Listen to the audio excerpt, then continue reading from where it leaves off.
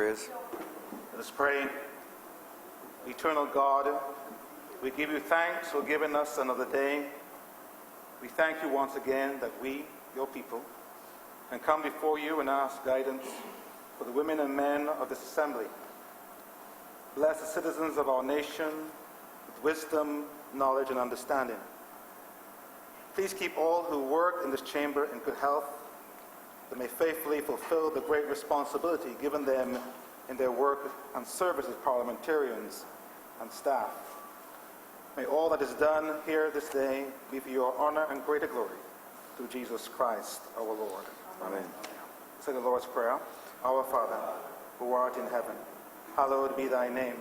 Thy kingdom come. Thy will be done on earth as it is in heaven.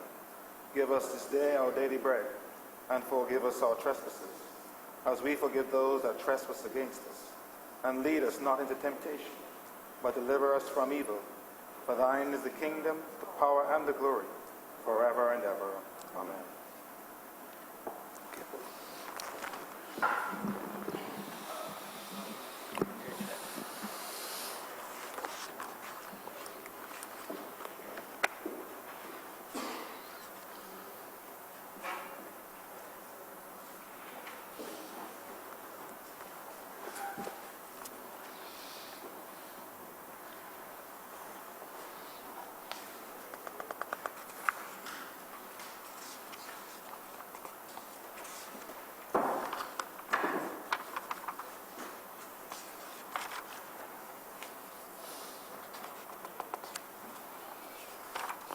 Ready? We're not deferring minutes. Okay.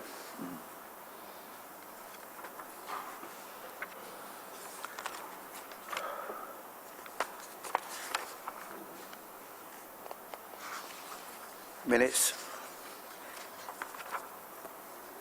Mr. Deputy Speaker, I beg to move that the minutes of the meeting held on Tuesday, October 8th, 2019 be deferred.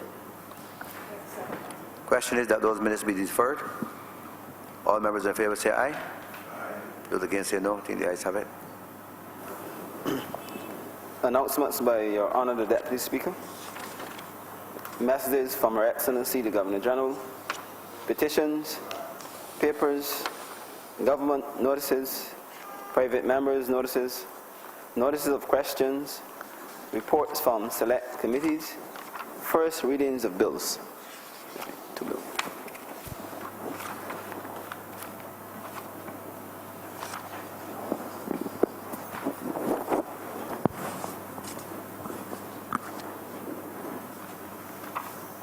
Honourable member for the City of Bridgetown. Mr. Speaker, I beg to move the first reading of the Family Law, Dissolution of Marriages, Validation and Indemnification Bill 2019. The indemnification. Second, please.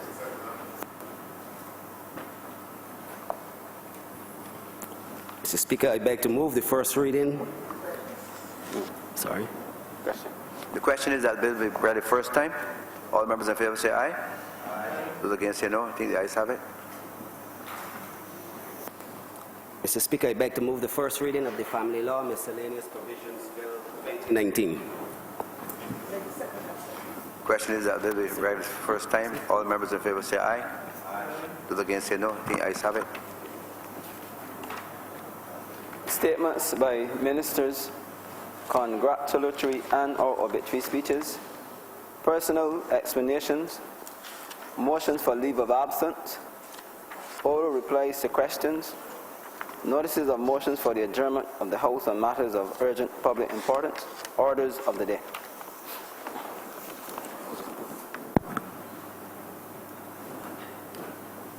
Member for City of Bridgetown. Mr. Speaker, I beg to move the suspension of Standing Orders 6, 16, 18, 20, 42, 5, 43, and 44 for the remainder of the day's sitting. The question is that those standing orders so mentioned be suspended for the remainder of the day's sitting. All members in favor say aye. Those against say no. I think the ayes have it. Government business is now the order of the day. Order number 8, sir. In the name of the Honourable Minister in the Ministry of Housing, Lands and Rural Development, to move the passing of a resolution to approve under Section 5 of the Crown Lands Vesting and Disposal Act, Chapter 225, the vesting in the National Housing Corporation of the parcel of land, the property of the Crown, situate at Indian Ground in the parish of St. Peter in this island. The Honourable Member for St. John. Mr. Speaker, the resolution before the House seeks approval for the vesting of 1,876 square meters of Crown land together with the building thereon, the site of the former Indian Ground Primary School in St. Peter in the National Housing Corporation. Mr. Speaker, the former Indian Ground Primary School was closed in 1998. Prior to that, the Seventh-day Adventist Church would have expressed an interest in having that particular location for the purposes of church. And it should be noted, Mr. Speaker, that the ministry believed that we should vest this particular property in the National Housing Corporation simply because it provides an opportunity for that particular entity to have a stream of income that is badly needed. And it is expected that this particular facility will fetch some $400,000, and this money was ratified by the Cabinet on April 18th, 2019. We believe, Mr. Speaker, that these funds can be used to help repair those 850 wells that are across our 49 building estates on the island. Now, last week, Mr. Speaker, I believe a similar resolution came to this chamber, and I would have mentioned then that the ministry was in the process of doing an audit of all of those abandoned buildings across the island.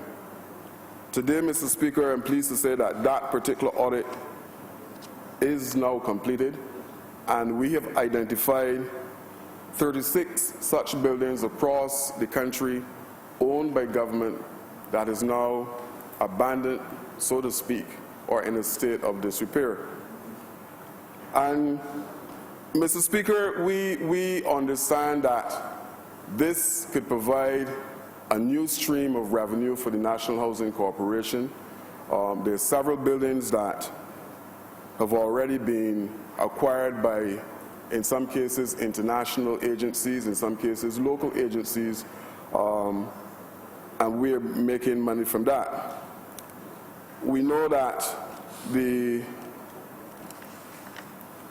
Duke of Edinburgh Award scheme would have acquired one recently, but there are a few, Mr. Speaker, that I would also like to identify that we are looking to either refurbish or demolish across the island.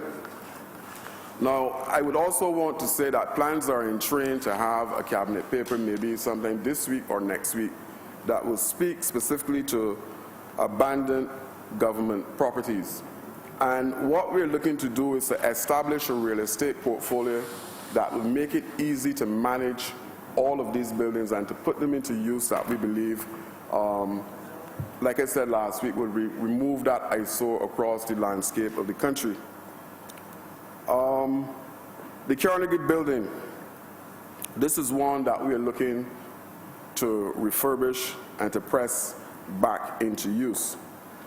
Now, at Reef Road, we have the former Commerce Building, and this is Reef Road down near Harbor Road.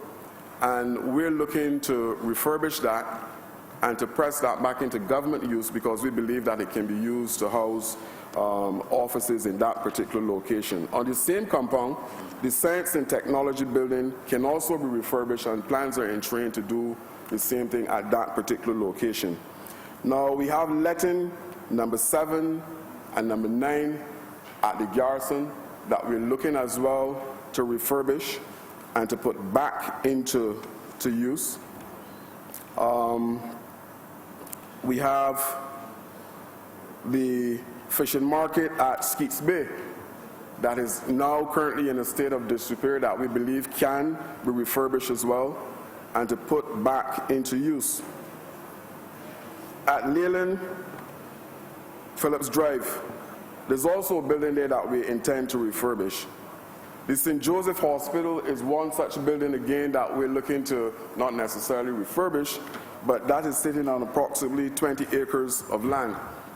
And if we can find someone who is so interested in that particular building, then we can move that as well. The Bell Plantation House, another such location. Dalmany, and I believe this was the former residence of the Chief Justice. And I'm told that at market value, if this particular property is refurbished, that we can be looking at maybe between $10,000 and $12,000 in rent per month. And like I'm saying, Mr. Speaker, these are funds that are badly needed by the National Housing Corporation to trigger our program.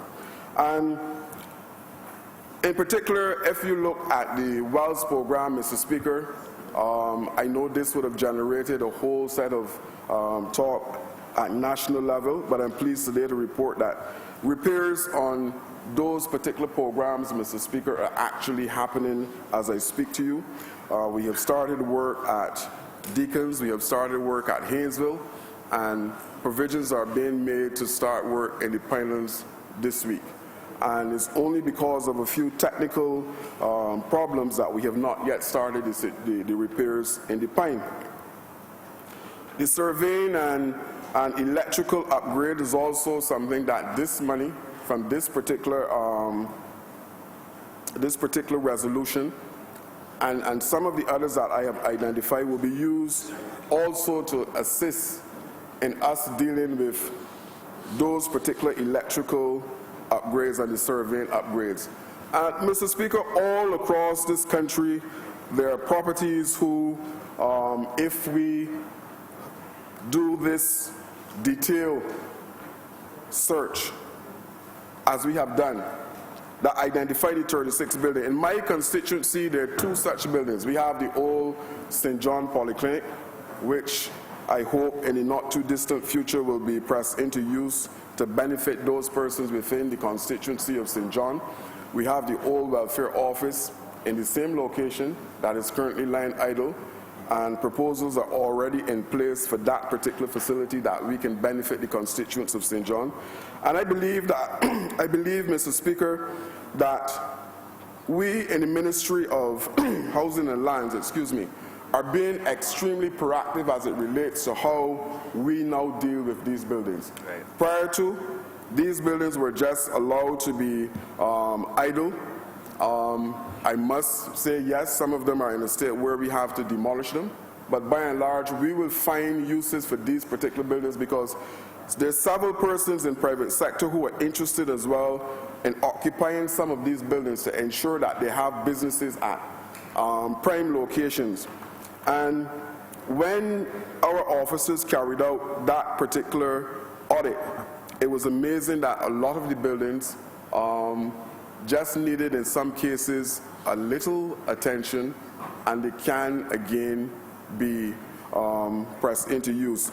Right adjacent the ministry at Country Road, we have two particular buildings, and we would have had the engineers visit those buildings to look at the integrity of the walls to ensure that, yes, these particular two buildings can be used. Under the last administration, it is unfortunate that these buildings right in front of the National Housing Corporation were impacted because persons would have stolen things like the air conditioning units and several other pieces of equipment that was in the building right in front of the National Housing Corporation and owned by the National Housing Corporation. Indeed, it is a shame. And we're looking to ensure that we put plans and measures in place to deal with this. And like I said, that cabinet paper that will establish the real estate portfolio is coming very, very soon because plans are in train to deal with that. Mr. Speaker, this particular resolution, it is good that we find the church is interested in actually getting involved in the old schools. I know before, under previous Barbados Labour Party administration, it was indicated that primary schools and all schools are practically within communities and therefore should be utilized by the communities that they reside in. And if the Seventh-day Adventist Church, yes, they're using it to their advantage to get the building, seeing it fit to procure this building, then I'm suggesting that in other locales where there are buildings such as this, that maybe some churches can also invest in doing a similar thing. I know that St. Julian's, that is located at Welch in St. John, is one such facility that a church in that same community has expressed an interest in acquiring that church to do two things: to expand the current church that they currently occupy, and two, to put a community center in place at that particular location that will benefit the residents of Bath and Welch Village in St. John. And I'm saying that we need to have maybe some kind of PR drive that will provide an opportunity for all those persons who are interested in sourcing those properties that are now vested in the ministry and for onward vesting in the National Housing Corporation, to know that these buildings are there. I have indicated that there are 36. Not all 36 will be ready for that particular purpose, but the majority of the 36 are in a state that they can be refurbished and we can press them into use. The funds will also be used, Mr. Speaker, to assist with the purchase of some badly needed equipment by the National Housing Corporation. Currently we have one storage truck that is, to say overused is an understatement, Mr. Speaker, because understand that this one particular truck is used every day across the 49 estates owned by the National Housing Corporation, and we need in a serious way to replace that particular piece of equipment. In terms of the Bobcat, we also need such a piece of equipment, because one of the things that we are looking to do is to ensure that the environs of our buildings are kept in almost pristine condition. And it is impossible for those general workers that we have to do it all by hand.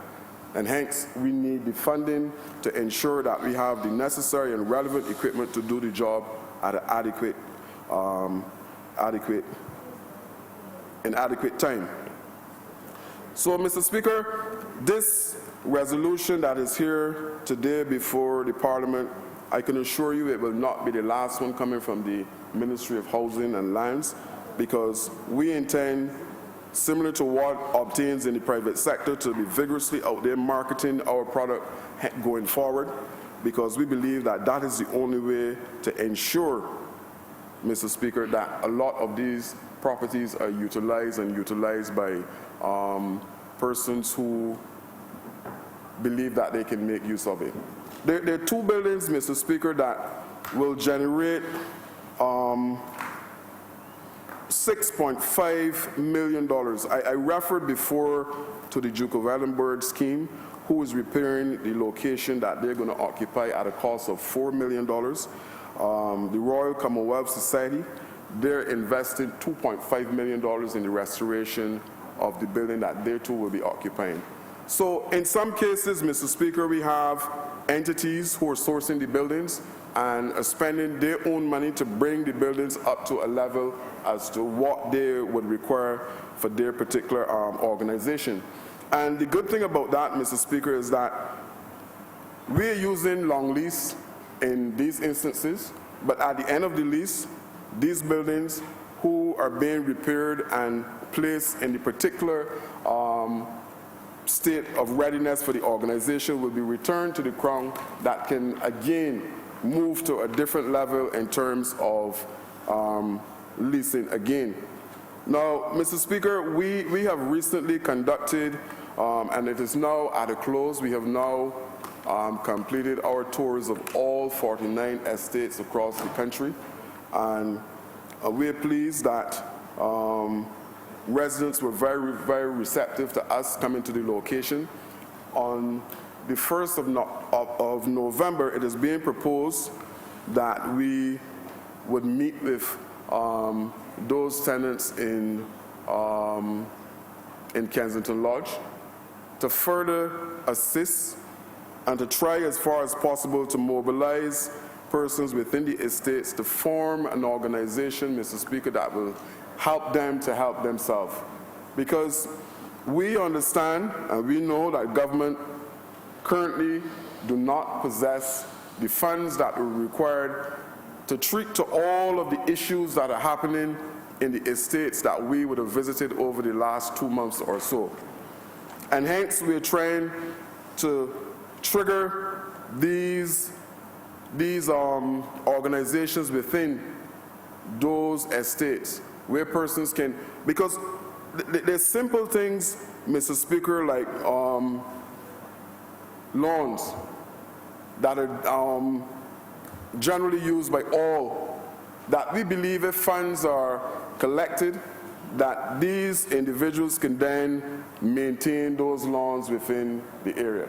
There's some of the problems that, yes, will return to us. At Kensington Lodge, it was identified that there's a need to have street lighting within the locale, and we have started the process of trying to ensure that at that particular housing estate, that lighting will be made available. But again, all of the things that we need to do in these locations, it is exceedingly difficult to find money at this time to do that. And hence, this particular resolution going forward, like I said, will be now used as a revenue stream, an additional revenue scheme for the National Housing Corporation. Mr. Speaker, there is a need, and we agree that there's a need for additional housing throughout the length and breadth of Barbados, and we're actively looking particularly at low-cost housing across the country. Now, we have acquired some land through planning gains, and that will be pressed into use as well. What we're hoping to do is to push down the cost of housing for those persons who work in the supermarkets, for those persons who work in the stores in town, Mr. Speaker. We're talking absolute low-cost housing. And we have been mandated, so to speak, and we ourselves have embraced the challenge of, by April next year, at least starting 500 solutions across the country. And Mr. Speaker, it would be remiss of me not to want some of that housing to visit the constituency of St. John. And I am pushing hard from my perch to ensure that housing also visits St. John. You know, the reality is that we have seen private sector have jumped ahead, and there's one housing development that is ongoing, that is purporting to put at least 1,000 or so housing solutions on the market, in the market. But again, I mean, can we truthfully say that these particular housing solutions will benefit the lower income earner? And I'm suggesting that maybe not. So the onus is on government. The onus is on government to ensure that we provide that low-cost housing for persons. We are grappling with several different areas. We have the settlement at Rock Hall, and we have persons that are pushing back. But again, Mr. Speaker, we cannot push social inclusion and at the same time embrace social exclusion. And to do that at Rock Hall would be, I mean, you know, a misstep. Because we're talking all along about social inclusion, and we're talking not only locally, but we're talking about from CARICOM. We have persons at that particular location who are not nationals, and I'm saying that as a government, we cannot embrace social exclusion. And hence, we are trying to find the necessary solutions in the Ministry of Housing to ensure that we can locate residents at that particular location. There are situations in several other areas that this particular issue would have materialized. And again, we're trying our best to be proactive as a government, as in every single ministry within this government. Every single one of us are being proactive as we look forward to finding solutions, but not just solutions, Mr. Speaker. Excuse me, finding solutions that will work, finding solutions that will benefit people every single day of the week. And hence, like I said, as we move forward, the plan is to roll out approximately 500 housing solutions in the first instance, and we're targeting April next year as the finish line for that. But plans are also in train to expand that, to try and see if we can move 500 maybe to 5,000. Yes, land space is maybe an issue, but we are looking as much as possible to utilize the land in a way that will benefit every single one. Recently, we would have triggered the situation of providing resilient housing in Barbados, Mr. Speaker. And in partnership with the Ministry of MTW, we would have had a consultation that was very, very productive. From that, a committee was formed. And what we're doing going forward is to ensure that at least the housing stock in Barbados can withstand up to maybe a Category 4 hurricane. Yes, it will entail some retrofitting. Yes, it will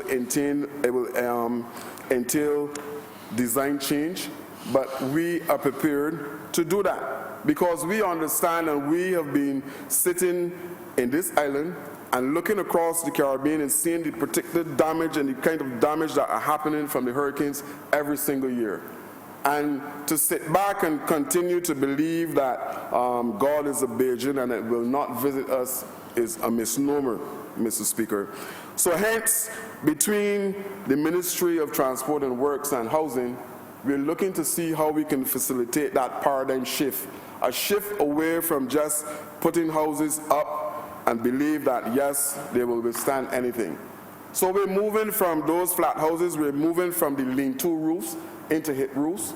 We're moving from the flat roofs of 25 degrees and making it mandatory that roofs now become like 30 degrees and up. Because those are the type of pitch roof that will ensure that a lot of our housing stock survive if we're hit by any type of hurricane.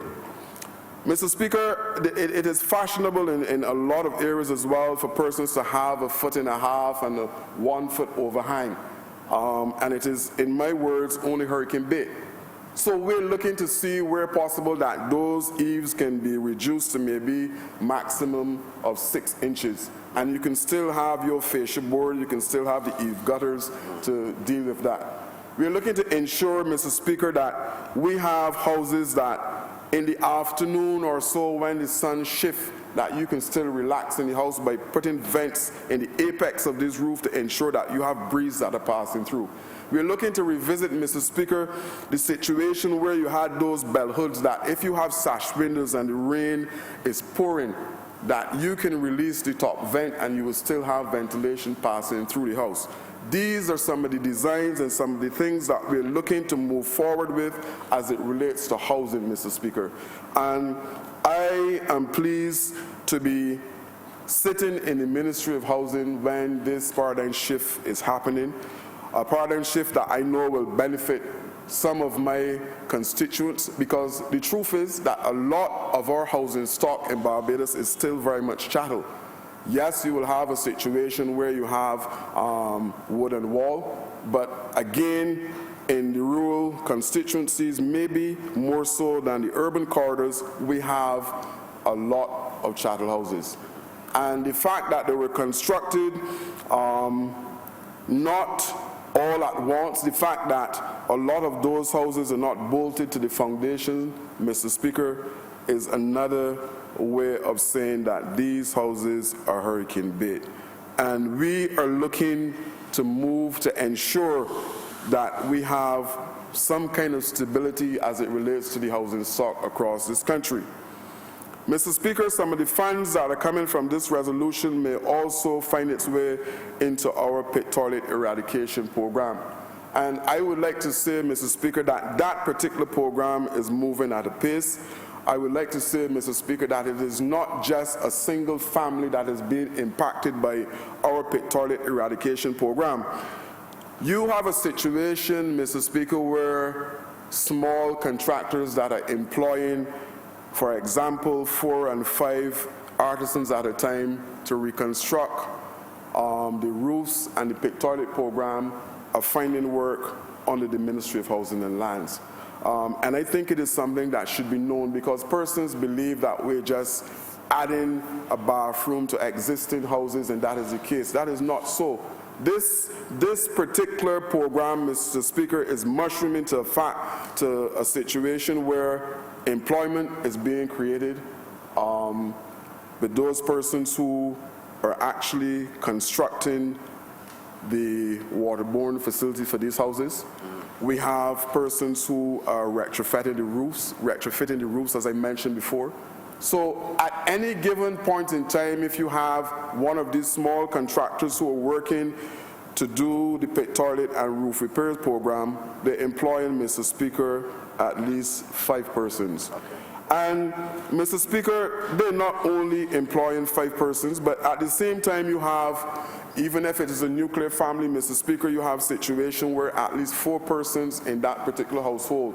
As a result, Mr. Speaker, of this pit toilet eradication that is now, buoyed by the fact that there's a little more pride in terms of how they treat. We have some old folks in this society, Mr. Speaker, that is battling the elements at night to go to a pit toilet to engage in what is everybody's human function. And we believe that in 2019, that should no longer be the case in this country. Right. We have to move persons to a level where there's a sense of pride and dignity as it relates to how they treat to themselves in their homes. And hence, the pit toilet and roof repair program is another one of those proactive initiatives that has been perpetuated in the Ministry of Housing and Lands. And again, Mr. Speaker, I want to take this opportunity to thank the good folks of St. John that provided me with an opportunity to be part of change, real change that is happening on the landscape of this country. Mr. Speaker, it is evident that based on the uptake of that particular program, that I myself was surprised at the number of pit toilets that still exist within the country.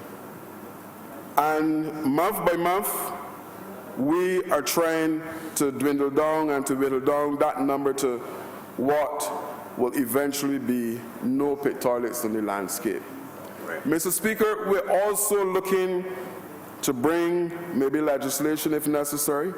We were hoping that maybe moral suasion would do it, but if not, we will bring the necessary legislation for those landlords who refuse, Mr. Speaker, to allow those pit toilets on their rentals to be now converted into waterborne facilities for their tenants. Yeah, and to say it is evil is probably to just skim the surface. But we are trying as far as possible, like I said, to use moral suasion, that it is good, right, and just for those persons who you're renting the properties to have waterborne facilities.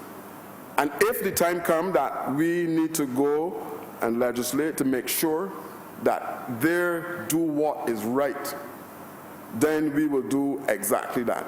Because we have found that in carrying out our surveys and moving in the rural quarters, because the Ministry of Housing and Land is responsible for rural development, we have found that there's some landlords who are resistant to the idea of providing waterborne facilities for their tenants.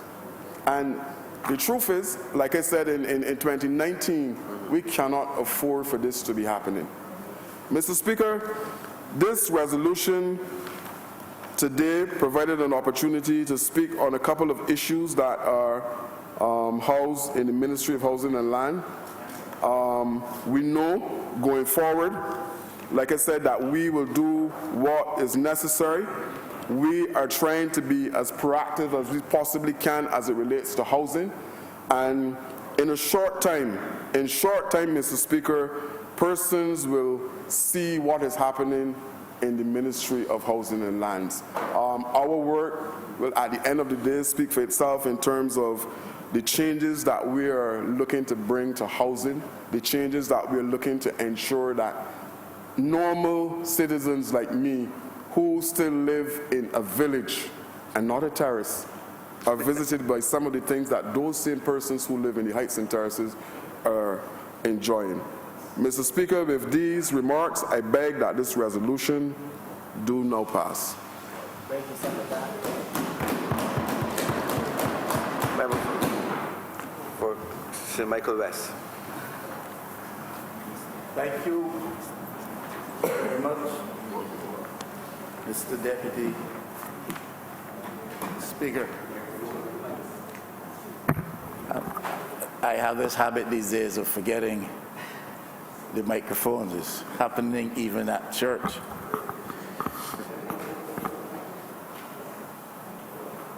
Thank you very much, Mr. Deputy Speaker. I would want to support this resolution as presented by the Honourable Member for St. John and Minister in the Ministry of Housing and Lands. I notice that the property is being invested in the NHC, and then we anticipate beyond that it will fall to the use of the Seventh-day Adventist Church. Now, the Seventh-day Adventist Church has been an organization in Barbados which over the years has attracted to itself tremendous credibility and plaudits for its program, both within its walls and outside of its walls. Not only those programs of ministry that have been specifically spiritually oriented, but also programs of a very social nature, programs that serve the interests of community upliftment, etc.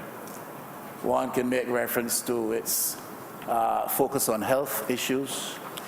One can make reference to its involvement in education, in family life, and other areas of vital interest to the positive growth and development of communities across Barbados, whether urban or rural.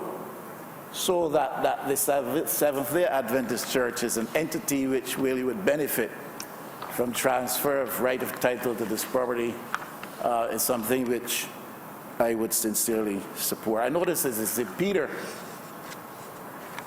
and I would think that members of the Seventh-day Adventist family would hope that the Honourable Member for St. Peter would have been significantly instrumental in ensuring that the Cabinet of Barbados came to this position.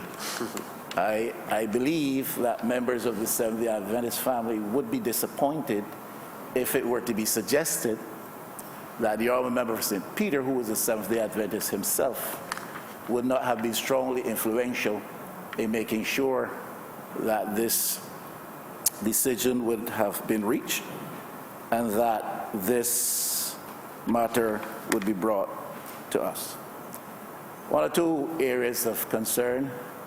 I noticed that the Honourable Minister in his presentation suggested that much of this money, I think he said $400,000 for the property, much of this money would be used to address the WELS program in the NHC housing development communities in Barbados. One would have to observe, even without the most careful of notice, one would have to observe that there seems to be a fresh urgency and priority being given to this matter of the WELS program in housing developments under the auspices of the NHC in Barbados. I didn't say anything at the time of the incident of recent day in the Pine because I thought I should very well respect the sentiments and the feelings and the period of grief and bereavement which would have descended upon the family of that young man that lost his life in the Pines. So I didn't comment at the time. But it is sad to know that it would take a tragic incident like that to goad the government seemingly into urgency about the matter of addressing the well situation in NHC developments in Barbados. I know, and I think rightly so, the Honourable Member for St. Michael's South East was very steamed over the fact that this tragic incident would have occurred and that they would have seemed to have been prompted a response from the NHC at the time which was not sufficiently forthcoming before the tragedy of that moment. All of that having been said, one is glad that the matter is being addressed. I recall quite vividly, Mr. Deputy Speaker, I had a similar incident in St. Michael West in a district of President Kennedy. On the point of order? I would wish to indicate that the honourable members is still in the chamber, but because of lack of information perhaps. But the Ministry of Housing and Lands did go in immediately and work on the wells. But because of the last 10 years of inaction by the last administration, the work is so tremendous now that we are still working on them and will try as best as possible because every human life is important, and therefore I would just want to put that on the table so that the honourable member will be able to better understand exactly what is going on. And I speak on behalf of the ministry because papers were brought to cabinet and we have actually seen work being done, sir. Thank you, sir. And I thank the Honourable Member for St. Thomas for her intervention. She obviously would be better informed than I am and than the public is on the matters which are ongoing under the auspices of this ministry with respect to the attention being paid to broken wells, uncovered wells, exposed wells, wells improperly or ill-advisedly located. But I was speaking with specific reference to the Pine situation. I was about to say, I didn't comment on it at the time because I do not believe that you should seek to exploit people's grief for any short-term political gain. But I know I have had a personal situation, experience I should say, off President Kennedy Drive in the constituency of St. Michael West, which I still have the honor to represent. There I remind all in this honourable house. Because I was Julie. For the time being, until they should say otherwise down there. And Julie elected by very large numbers, a large majority. When I was a member of the Barbados Labour Party, which is a distant past relationship of which we now speak. But I remember a young lady, Mr. Deputy Speaker, stepped out through the back door of her house and stepped right into a broken, uncovered well and went down into that well just a meter or two from the back door of her house.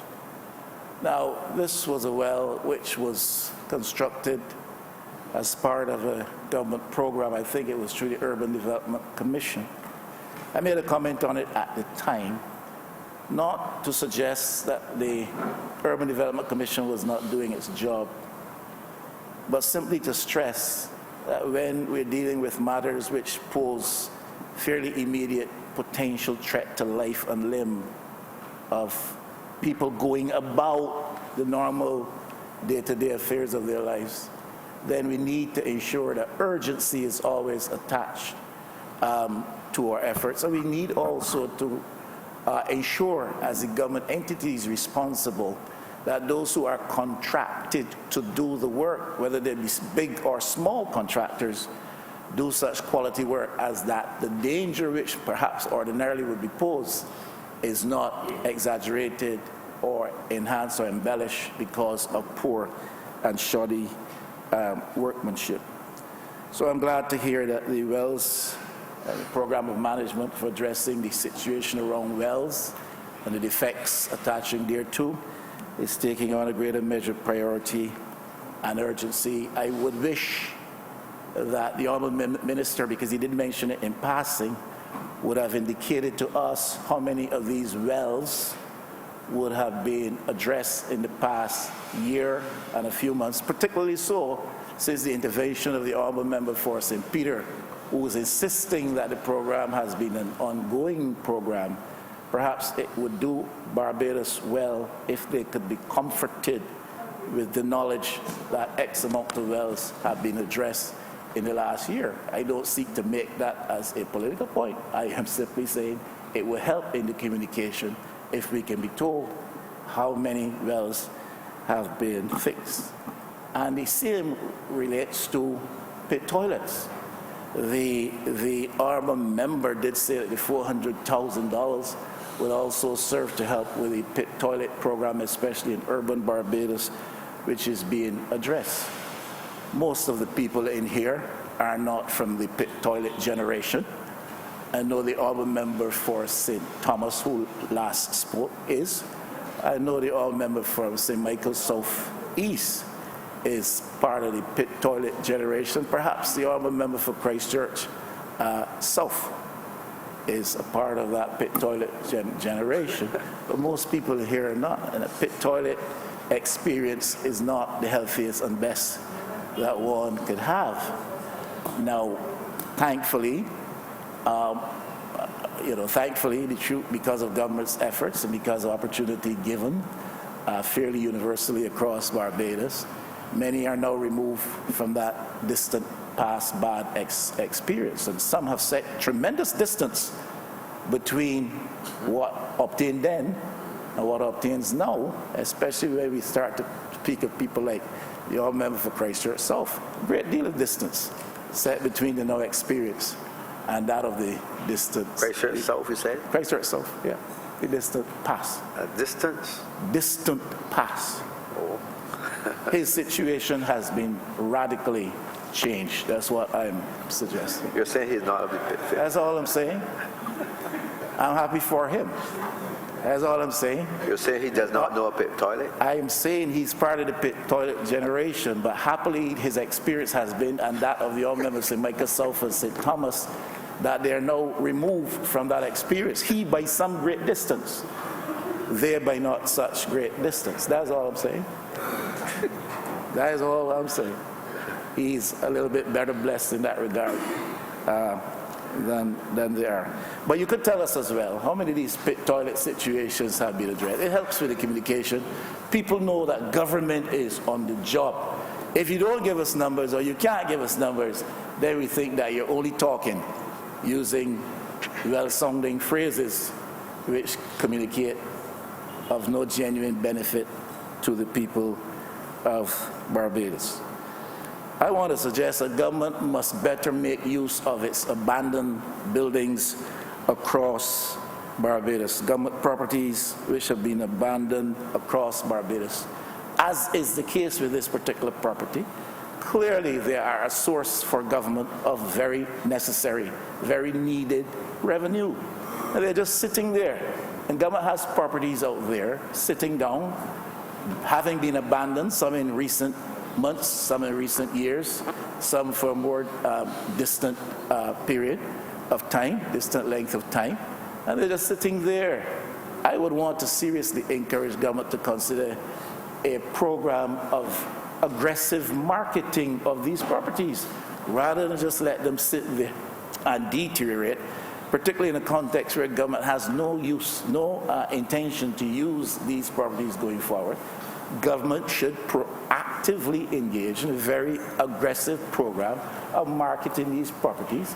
I am sure there are those who will be interested in purchase were they to be aware of the fact that government is interested in relinquishing ownership by means of sale or some other method through which government could generate further revenue.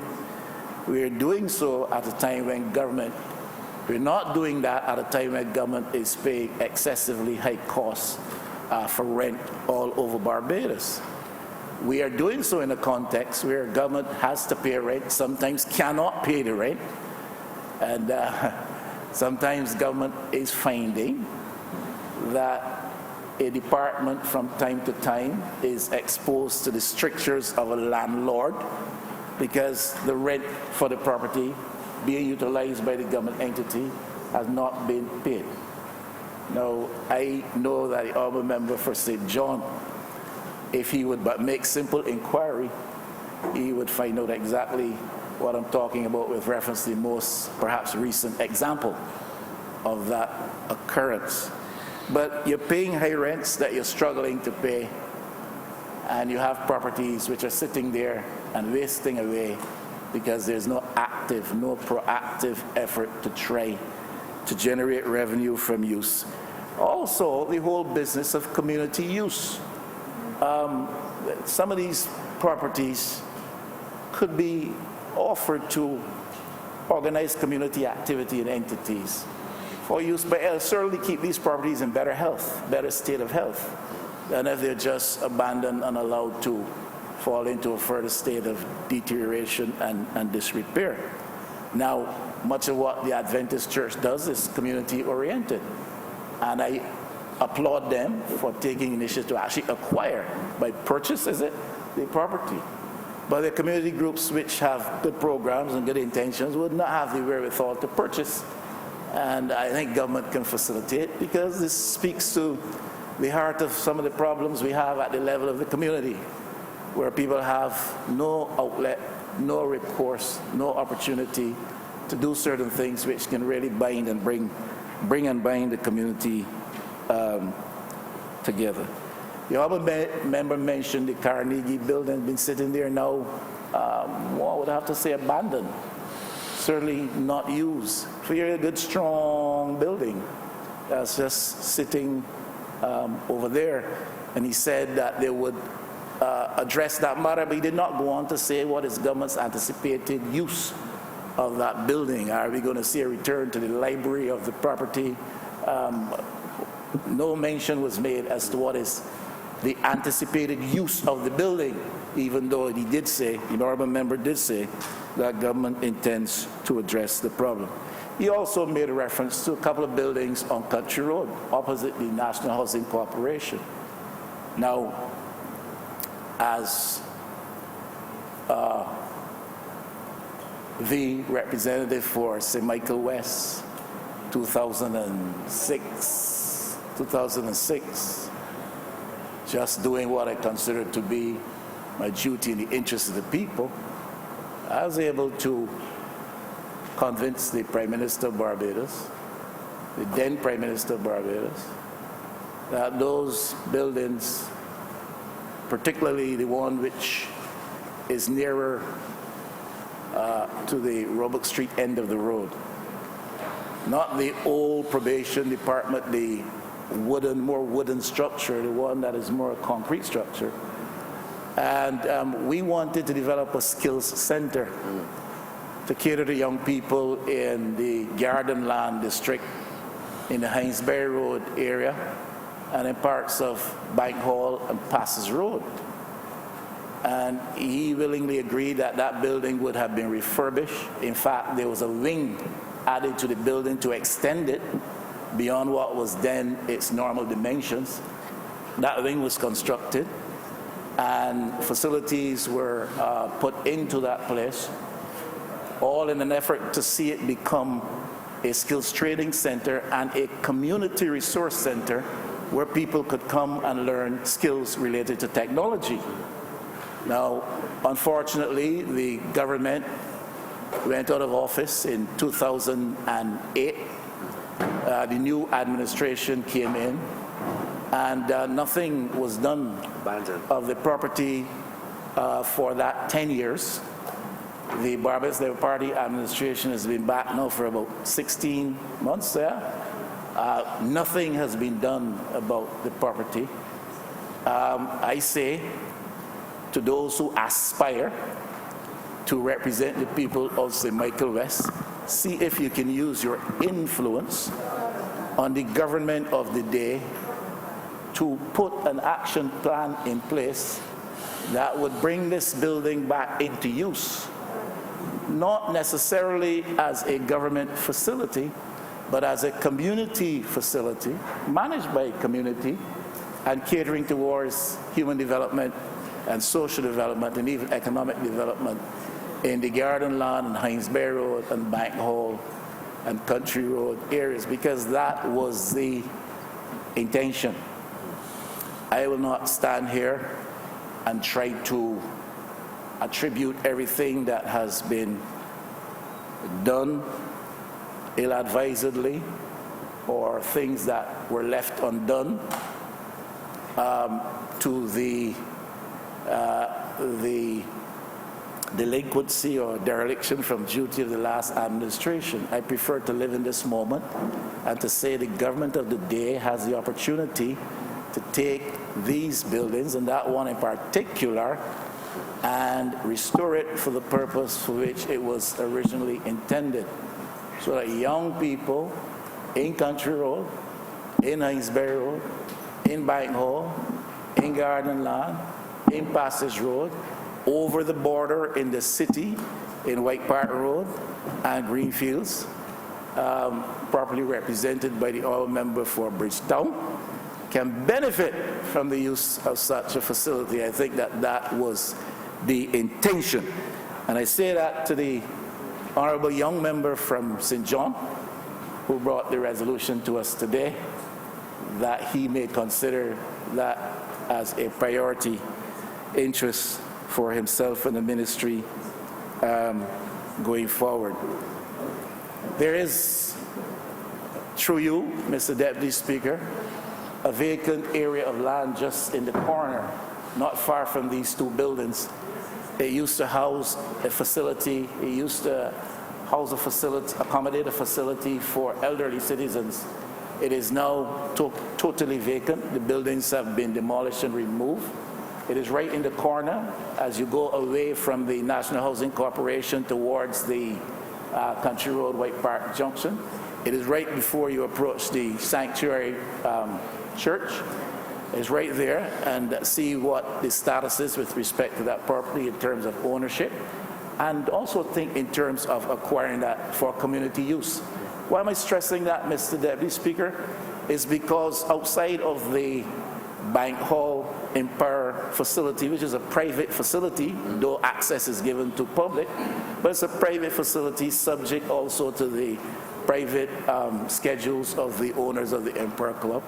You need a space for these large populated centers of Hines Bay Road and Garden Land and Bank Hall for young people to recreate themselves, and also to see them as a target for government's interventionist policy to offset the increasing level of marginalization and exclusion from economic privilege and benefit in Barbados. In other words, young people want something to do, and I think we need to use what resources we have, whether it's buildings or lands, to contribute to the effort of ensuring that provision is made for the space for them to get into things which are legitimate. You know, Mr. Deputy Speaker, one of the things I did not far from there was to have a space above the old probation department cleared away, and the National Housing Commission was sufficiently ready and able to help me provide a play park for the children of Garden Land. That was duly done, properly open, properly equipped with swings and all of the rest. And under the last administration, no attention was paid to it. What we saw was deterioration of the facility. That facility was named in honor of a long-standing member of the Barbados Labour Party, Ina Howard, who had attained over 100 years old. And we named that facility in her honor because she had served her community. She has been a faithful member of the Empire Club, which is an institution in that community, and she has served the party well, the Barbados Labour Party. That was named in her honor. The representative who succeeded me did not see it fit to have the place maintained and upkept. The result was it ran into all kinds of unsightly state of appearance. It became a space for abandoned or used derelict vehicles to find a resting place. And ultimately the NHC came back and took the equipment. I really think that that's a disservice to the people. And I just say that in passing, through you, Mr. Deputy Speaker, to the Honourable young member from St. John, so that he, through the ministry responsible for housing and lands, would give some consideration as to what can be done with these places. I want to make a serious call, Mr. Deputy Speaker, on the Church of Barbados to be more socially activist. I applaud organizations like the Seventh-day Adventists for their secularly oriented programs, because they don't just stay within the walls and preach at people, but they go out there and bring, like I said, programs relative to health and education and other matters of livelihood, positive living to the communities of Barbados. That is social action ministry. That's the model that Jesus used. Right. You are a church-going man, Mr. Deputy Speaker. And you know, if you go down into Luke's Gospel, chapter 4, down verse 17 and 18, 14, and then verses down there, you'll find that as a model that Jesus established. That a ministry of the church can't only be one which caters to the souls of the individual, but it must cater to poverty alleviation and poverty reduction. It must cater to matters of social justice, and that's what. Yes, you aware of these things? Yeah, you sound like a good bishop, like a good St. George Parish Church member. I'm sure you are. Yes. And the point I'm making that the church has to be more socially activist in Barbados. The church is too inclined in Barbados. Agreed. To stay within the walls. People come within the walls, and sadly, also truthfully, there's too much of an emphasis these days on the money which is represented in the numbers who come into the walls. And that's something that we're borrowing from commercial religion in the United States. But we've got to be more socially activist. The education system in Barbados is largely to be credited to the work of the church in Barbados. And the church has again to rediscover that impulse, that instinct, and the capacity, which I believe it has, to be more socially active and more socially engaged in the development of Barbados. And that is why I say I applaud the SDA, the Seventh-day Adventist Church, for their program, and there are others as well. And there are others who do it on a smaller scale, because that is the capacity that they have. We at our own denomination can't do it to the extent that the SDA does. We are not blessed with members as well endowed as the Honourable member of St. Peter, materially endowed.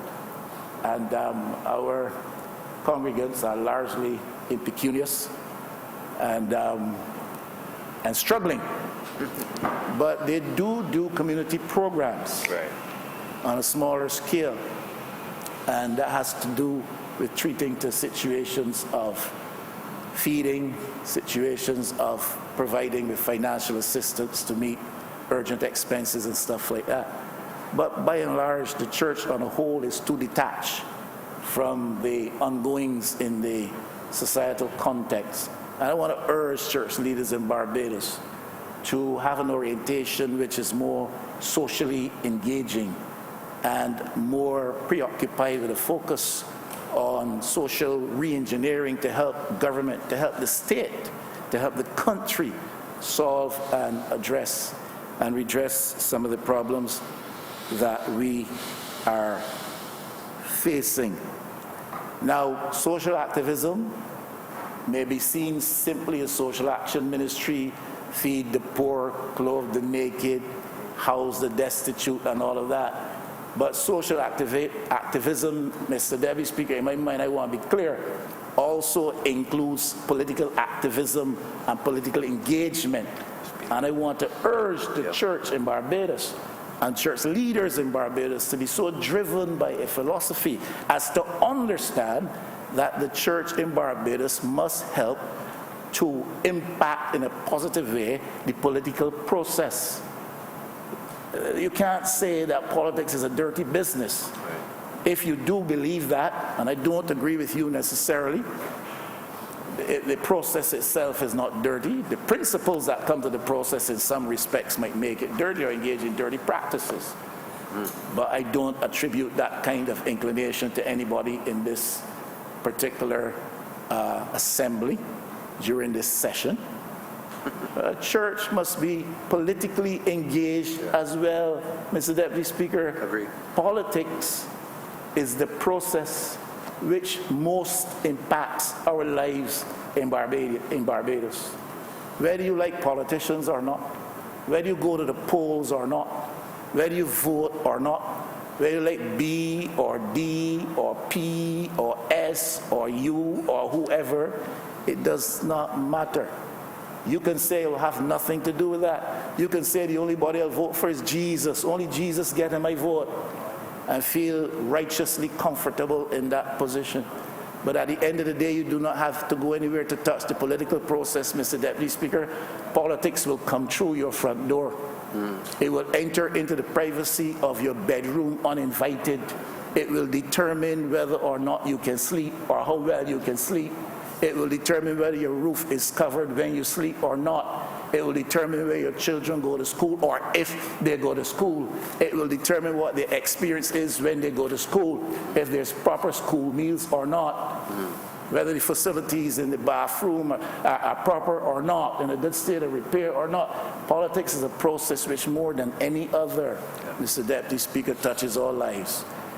Very importantly, politics is a process through which the power mix of relations in a state like ours, that power mix in a state like, or that power mix of relations in a country like ours determines policy output. It is the mix of power relations in a society that determines, that mix determines policy formulation, policy implementation, policy outcomes.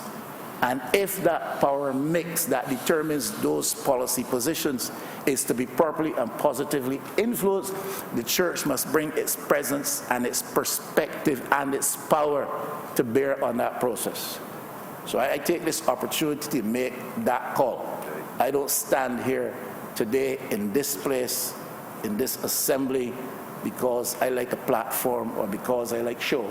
I am here because I am deeply and fully persuaded in my spirit and in my mind that the church in Barbados needs to stand up and get involved proactively in this business to help the government to change the situation of the ordinary man and for better. Who knows better on perspectives of justice than those who say they are just? Who knows better on issues of equity and equality than those who understand, they say better than anybody else, that all men are one and equal in the sight of God? The church must come out of the shadows and stand up and let its voice be heard and let its presence be felt. I am old enough to remember that there was a time when there were serious constitutional issues being debated in Barbados, and the loudest voice heard outside of this parliament on those matters was the voice of the church. Yes, we even celebrate that in song. That's pretty sad before. Plastic Bag celebrated that in song. You know? St. Michael's Road, St. Michael's Row. Yeah. That type of thing. So I am making that call, and I hope that some listening ear within the belly and bosom of the church hears in that a call from higher than myself to stand up and be counted if we think that this is a bad process and the principals and players within the process are all evil men and women. That is where the church should find itself if it is to be the salt of the earth and the light of the world. Jesus found himself among those who were sick, because those who are well need no physician. It is those who are not well If the country is not well, the church must not be found wanting in terms of its response to its charge and mandate to go into the world.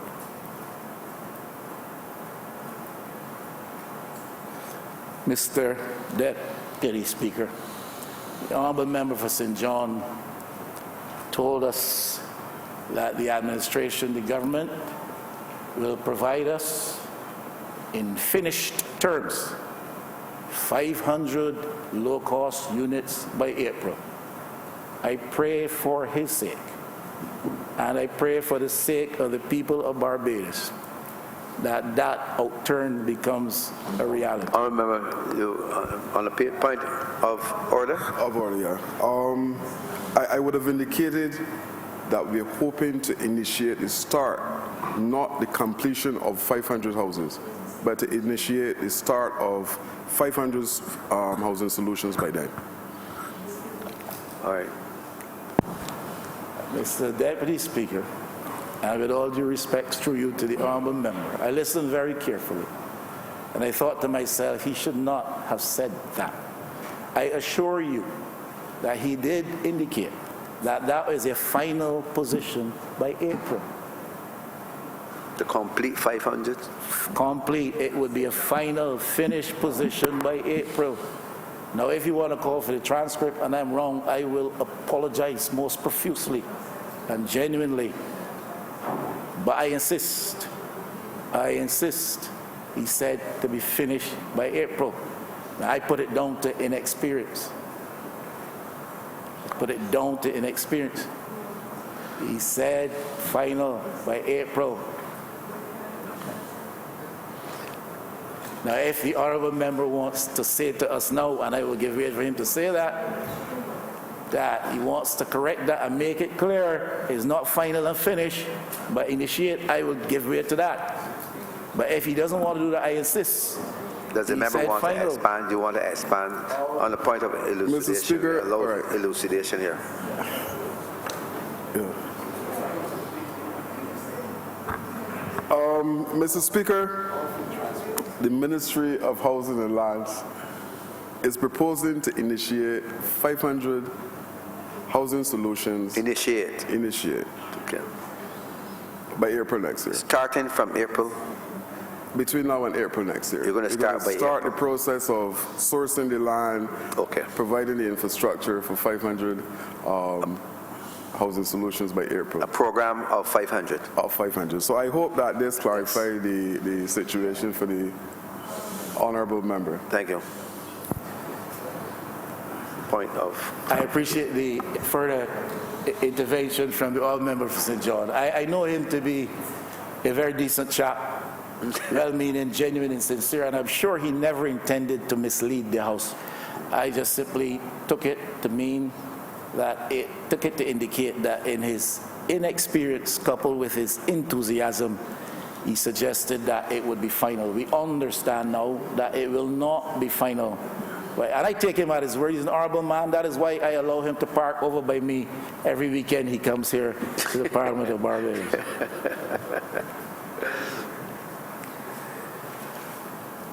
All right.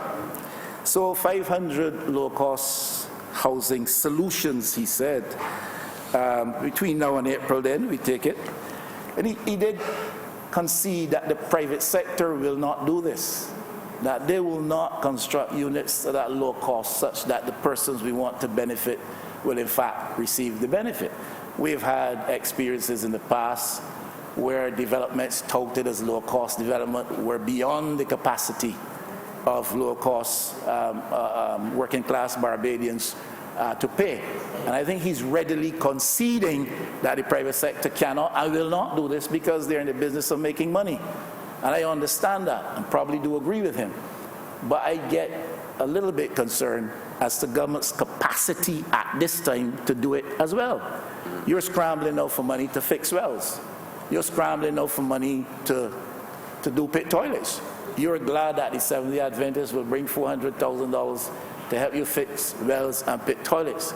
But you're promising me a grand scheme of 500 low-cost units between now well, initiation of a project towards the building of 500 low-cost units between now and April. And the government has this penchant for talking sweet. And you can't fault them for that. And I am not here to suggest that you shouldn't talk sweet. I am not here to suggest that all you're doing, I am not here to suggest that all the government is doing is talking sweet. I'm saying that they have this penchant for talking sweet. But the people of Barbados have reached the stage now where they want more than sweet talk. They want serious action as well. And so I have some concerns that a government that is strapped for money, a government that believes that the private sector will not do this, and perhaps therefore you're ruling out even public-private sector arrangements, I don't know. I have concerns that the government will be able to deliver on this program to the extent that they say that they will. Now we are talking about resilient housing going forward.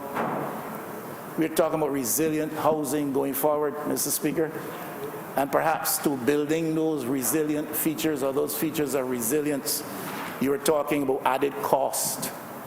Now, cost is already beyond the capacity of many working class groups and communities in Barbados. And if you go to more resilient features in house construction, which you should do in the wake of all that's happening around us with the natural impact of storms and stuff like that, I have serious reservations that the government will be able to deliver on this program. And I applaud them if they get there. And if they get there, I'll be the first to shout hooray and hallelujah, because it means 500 families or households benefiting. But, yeah, build something, St. Michael West, would you? Build something. But, Mr. Speaker, I do have that genuine concern that they will be able to do this when you're talking about added costs due to built-in additional features. And you're going to be doing that at a time when the existing housing stock you want to see improve in terms of the level of resilience.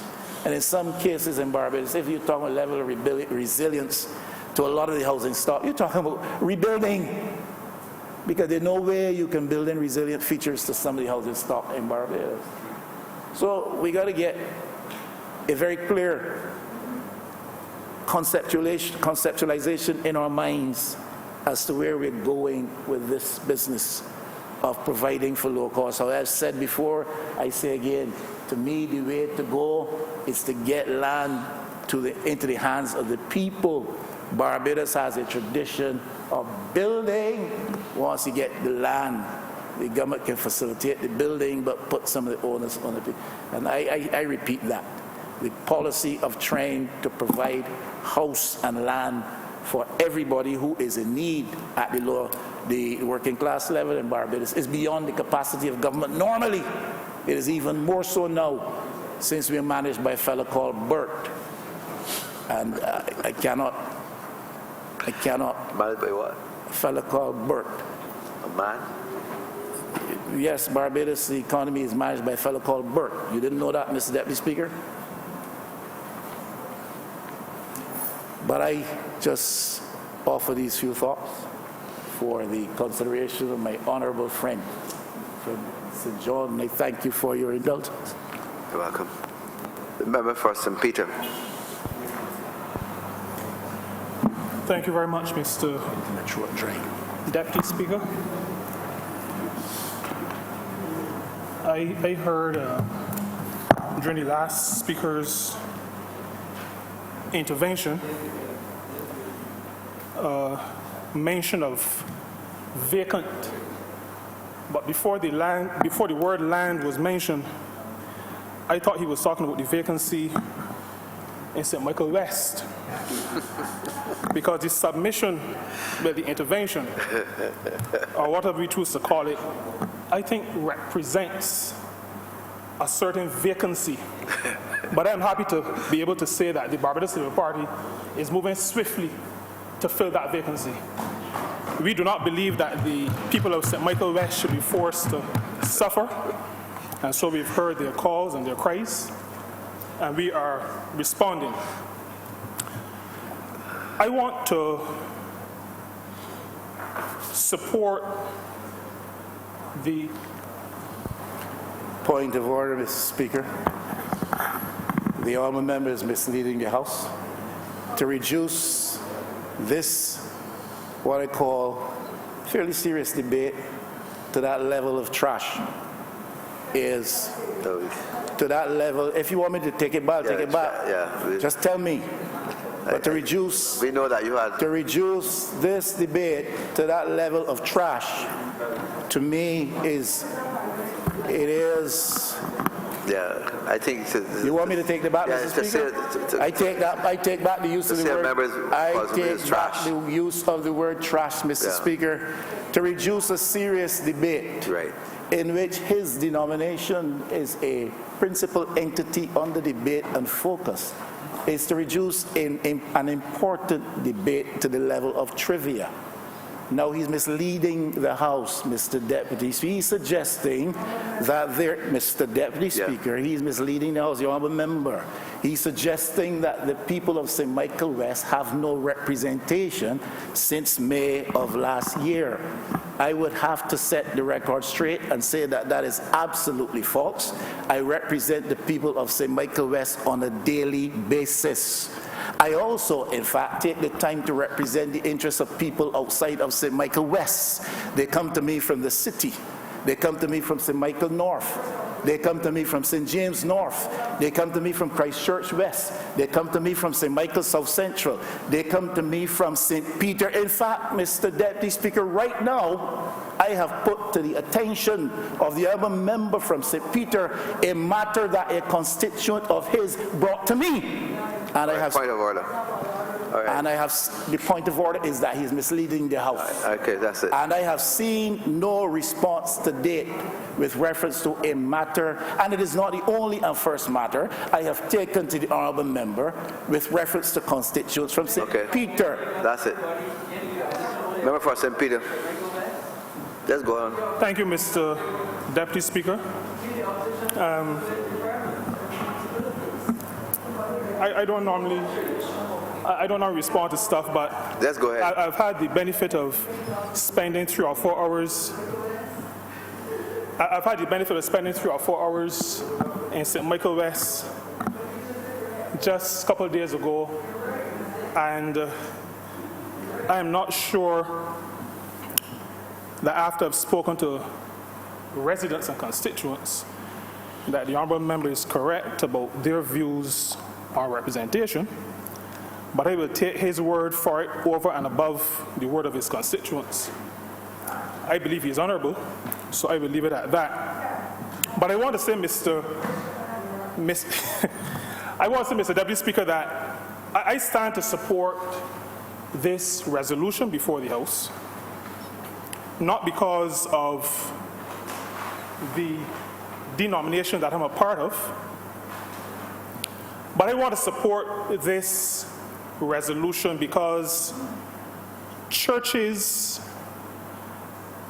mosques, kingdom halls, whatever the place of worship is referred to temples.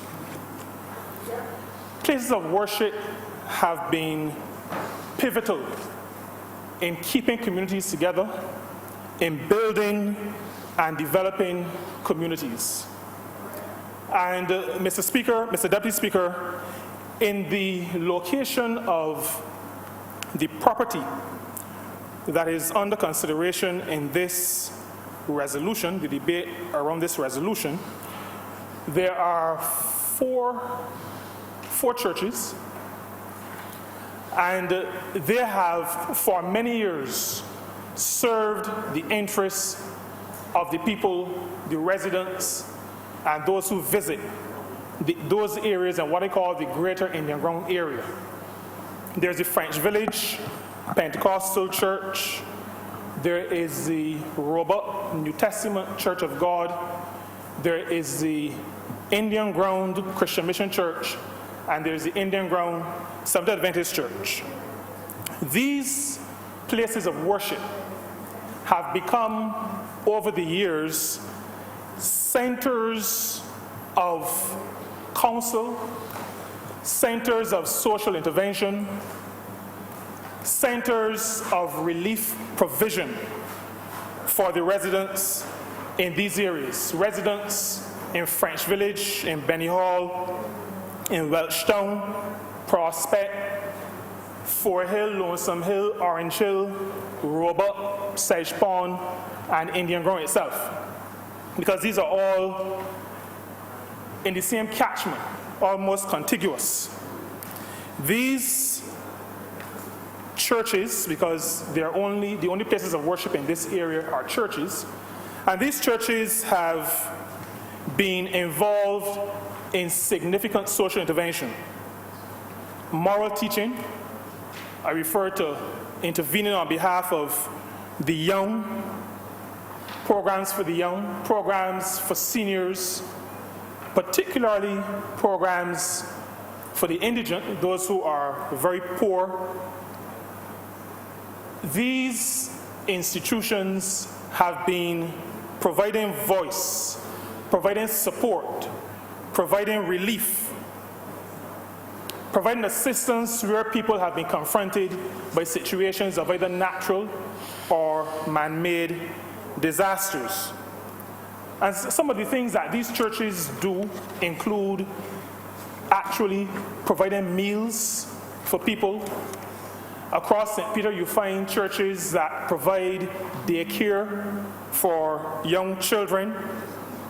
I had the privilege very recently of opening the Lighthouse Center, which is operated by the Salvation Army Spikestone Corps. And that center has already been used for quite a number of activities, including a summer camp. That summer camp program that we've had to rescue from the last administration and bring back that coherent volunteer spirit that says we want to intervene in our community on behalf of our people. And you do not have to coerce us with money. You do not have to spend money giving contracts for providing refreshments to your friends. We see the need and we will intervene to assist where there is the need. And so, Mr. Deputy Speaker, churches in the greater Indian Ground area have been involved in this kind of activity for quite a long time. Faith-based organizations have a tradition of working to improve social conditions. I agree with the point that the educational system in Barbados has in large measure developed out of the intervention of faith-based organizations. And so you have, for example, in the Spikestone area, there's a primary school, Roland Edwards Primary School, which is an amalgamation of two legacy schools, the St. Peter's Girls' School and the Spikestone Boys' School. Now, the faith-based underpinnings of this now amalgamated school is quite evident. Every graduation ceremony, the priest of the Anglican Church in Spikestone will be involved, and the priest of the Methodist Church in Spikestone will be involved. And that is because the St. Peter's Girls' School was an Anglican school originally, and the Spikestone Boys' School was a Methodist school. And so that is a typical example of how the educational system in our country developed, and in some cases started, developed, and grew. As a matter of fact, the parcel of land under discussion, part of the original, this parcel of land in Indian Ground is an amalgamation of two original parcels of land. One of them was actually purchased from a faith-based person. And that purchase, along with the purchase from another gentleman, Mr. Boyce, they became together the location for the former Indian Ground Primary School. And so by working to address social issues, by working to address issues that relate to moral development, the development of how people regard themselves, how people regard their interactions with others, and their responsibility to others. The process that faith-based organizations have gone through and their impact in their society has contributed significantly to the process of building the Barbados that we know today. And I believe that the faith-based organizations of Barbados must be commended for the work that they have done, both on the social side, which includes education, which includes relief of the poor, but also in terms of giving certain moral guidance to the country and to the people of this country. I believe, Mr. Deputy Speaker, that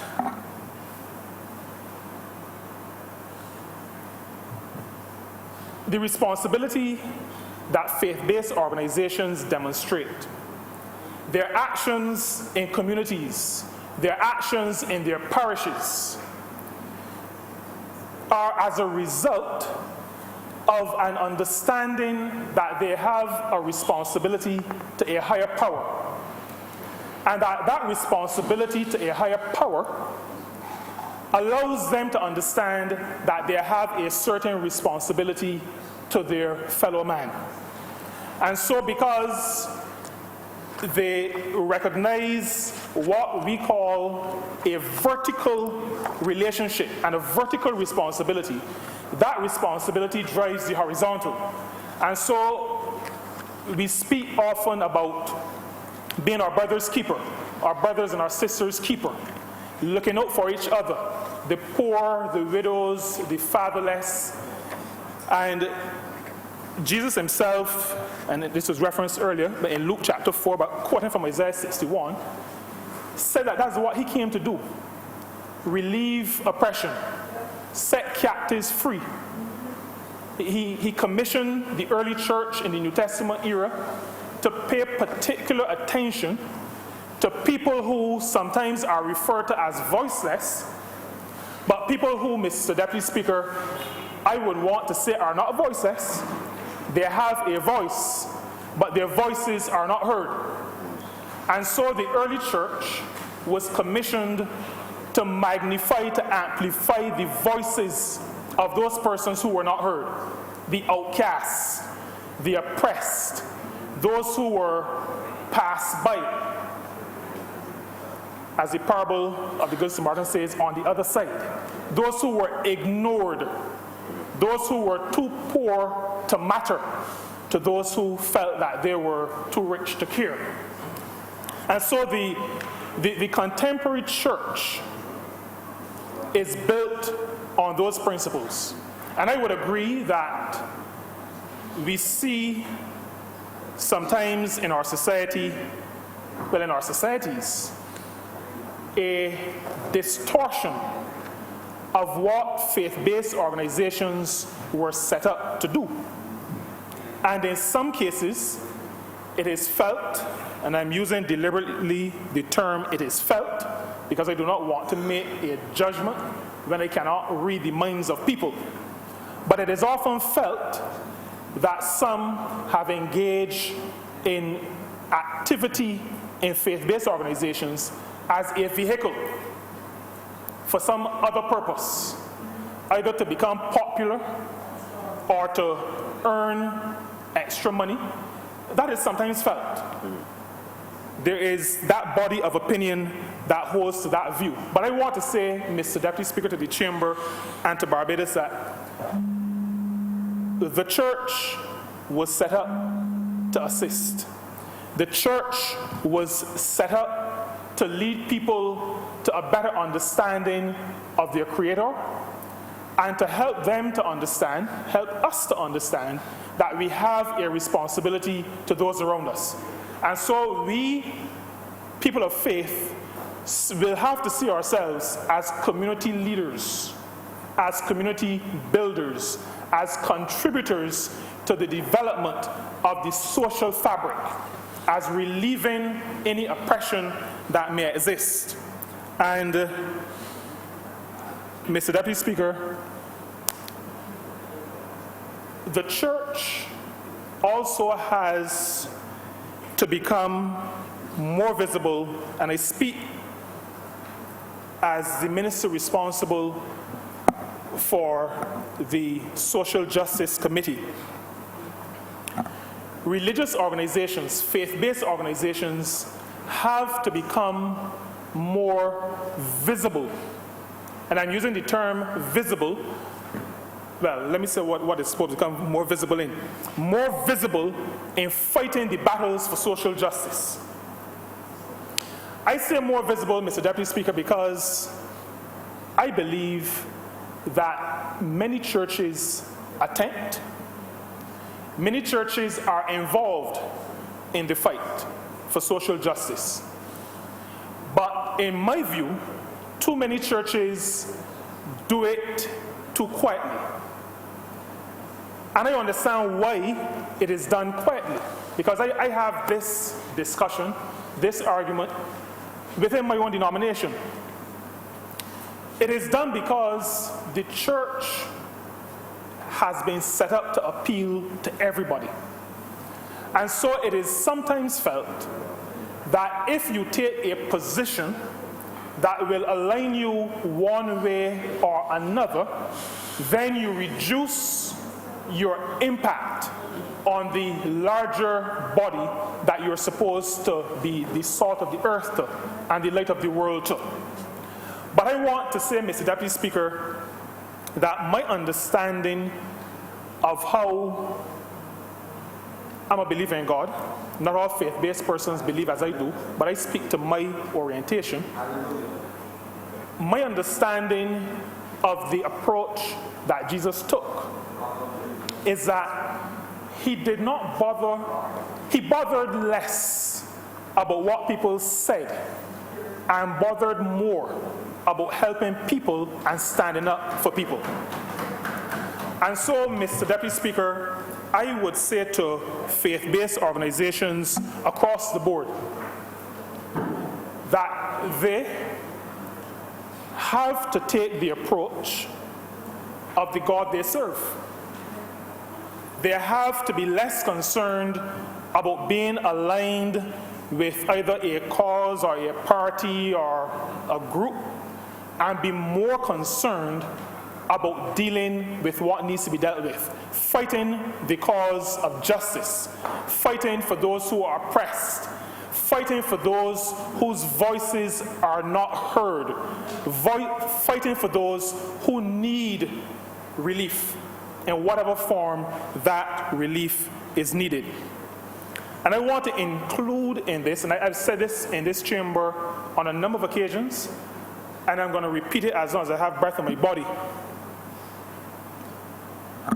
The matter of climate change is a matter that the church needs to be speaking about. The matter of climate change is an issue of social justice. Now, I spoke to my branch just a few weeks ago to say to them, because I have an area in St. Peter that suffers from water outages from time to time, and where there is water, it is sometimes brown. But I had cause, Mr. Deputy Speaker, to say to members of my branch that climate change has affected rainfall patterns. And so Barbados is now, I think, I heard either the third, fourth, or fifth consecutive year of drought conditions. I also said to them that we are also in a situation where there's sea level rise. Now, those who are more technical and engineering minded will say to you that where we drill for water, there is salty water at the bottom, and you pump the fresh water off the top of the salty water. Where I see climate change in this situation, where I see climate change as a social justice issue, is that if sea level is rising and not enough water is coming in, it means that the lens of water available to allow people to drink, cook, and wash is significantly reduced. Water is essential for life. Yeah. And so when countries, when people, when businesses refuse to acknowledge climate change first, or refuse to act decisively to reverse or to slow down the rate of change, then they are impacting the very survival of human beings and the survival of the planet. And so, in my view, Mr. Deputy Speaker, there is no greater social justice issue at this time than that matter of climate change. And I want to call on the church to make its voice heard on this matter of climate change, because this matter affects every human being on this planet. I also want to say that over and above the example that I use, most people from a faith-based background believe that a higher power created this planet. And Mr. Deputy Speaker, if we believe that, if we believe, and I know this is not a topic for discussion in some academic circles, about whether or not we have a right to be stewards of the planet, but I believe we do. And I would want to say that any person, any human being from a faith background would acknowledge that this earth was created by the God who created us. And so we have a responsibility to both to that God and to the planet that we are on to make sure it is taken care of. Faith-based organizations, faith-based leaders, members of faith-based organizations have to stand up and speak out about social justice issues wherever they are, wherever they occur, whoever they impact. Because I want to remind all of us that inasmuch as you've done it unto one of the least of these, we have done it unto our God. We, Mr. Deputy Speaker, have a responsibility. We have to follow the example of the one we profess to serve. This Barbados Labour Party government, Mr. Deputy Speaker, values the work of faith-based organizations. We really do. We value that work. We recognize that faith-based organizations are involved in uplifting people, in uplifting communities. We recognize as a government that there are certain roles that faith-based organizations can be a part of, certain interventions that they can initiate and follow through on, that a government or government agency is not best positioned to do.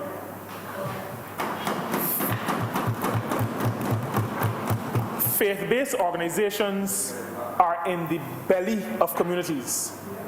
Faith-based organizations are very often more in touch with people, because even as society progresses, there are still things that faith leaders will be told by congregants or by general members of a community that they will not tell an MP, a member of parliament, that they will not tell a worker from the community development department, that they may not tell a welfare officer. There are people who are prepared to share their challenges.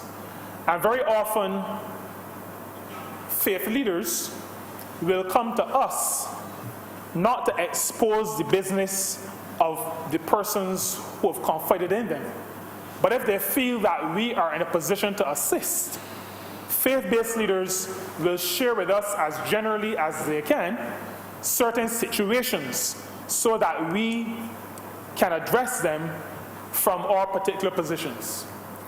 And government recognizes that faith-based leaders and faith organizations play that critical role in society. And government partners with faith-based organizations. Government is always willing, and as a matter of fact, the Honourable Member for Christchurch, West Central, will tell you that when, as I said, we attempted to rescue the summer camp program, he's been begging, pleading, cajoling, trying to get faith-based organizations to go back to what they used to do before the last government killed the whole spirit, but where they had vacation Bible schools. And government's position, and the Honourable Member is saying that they responded, because government's position is that people for decades have been volunteering their time to work with vacation Bible schools. In my own church, in Mulligan Quarter, we had a situation a few years ago during that lost decade where a couple of our younger people who would normally have volunteered were enticed. Now, we did not fault them for that, but we recognize then that there was a certain politicization of a process which in our minds was a destabilizing force in the work of the church. And so people, younger people who, like most young people, attracted to a few dollars, would prefer to go to another place in the community to receive a stipend. Now, we didn't fault them, because I never fault young people when older people try to lead them astray. I fault older people for leading younger people astray. And that is the reason why I have, even though I've said that I really do not want to keep talking about, I almost said banditry, but the stuff that happened in the decade before we came into office. But it started to destroy what faith-based organizations had been doing for many, many decades in this country. And so this government, the government of which I am really, really honored to be a part, made a decision that we would partner with all organizations, but including with faith-based organizations, so that they can be restored to the position which they took many years, over many, many years, where they can spend some of their capital, whether it is, as we would say in our stewardship programs, time, talent, or treasure, in helping to mold the young people of our communities. And Mr. Deputy Speaker, those interventions are extremely important. Faith-based organizations over the years have found that young people who may not on their own go to church, who their parents may not have sent to church, will attend those programs, those vacation programs. And so having those programs resuscitated, become vibrant again, is very important. And that is why the Honourable Member for Christchurch West Central has been so active in leading government's charge in making sure that faith-based organizations are facilitated in making that important community intervention that they've been accustomed to making.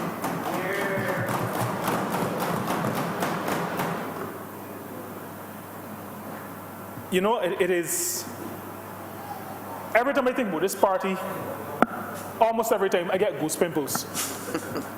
When the Assembly of Adventist Church in Indian Ground started to use that then abandoned building in Indian Ground, was also under a Barbados Labour Party administration. You know, I could never vote for another party. I could never support another party. Can't quick. Not even if the logo is a breadfruit leaf. Could not do it. And I like breadfruit, but I could not vote for a party with a breadfruit leaf as a slogan.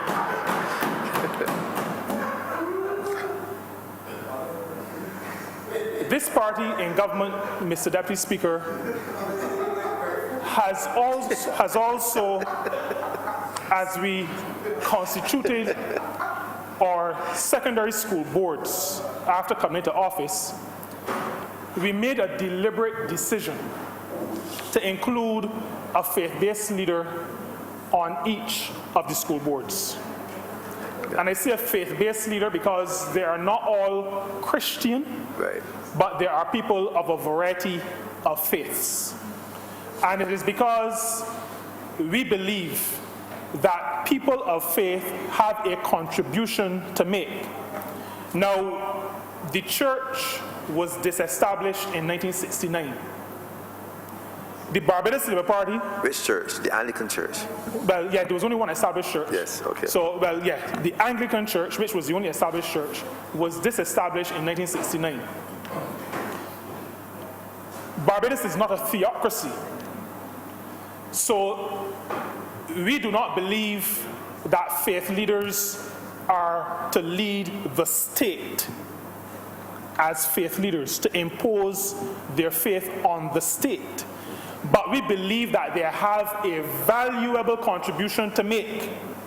We believe that that which motivates them is positive generally for our society, for our community, for our people, and will help to build. And so, when we constituted those boards, we included leaders of faith-based organizations to be part of those boards, to be able to input, to be able to contribute their perspectives on the management and operation of our schools. Because our schools are where, in many cases, the ideas, the value systems of our young people are formed. And it is important that we have input, especially in the area of values, in the area of resolving conflict. Those kinds of inputs are necessary in the management and leadership of our educational institutions. And so our government made that step, took that step, because we believe in partnering with faith-based organizations and faith leaders. Okay. On the Social Justice Committee, we have included representation from the faith community on our Social Justice Committee.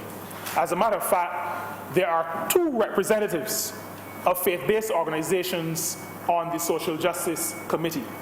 We made a decision that we would include a representative from large faith-based organizations, and we made a decision that we would include representation from smaller faith-based organizations.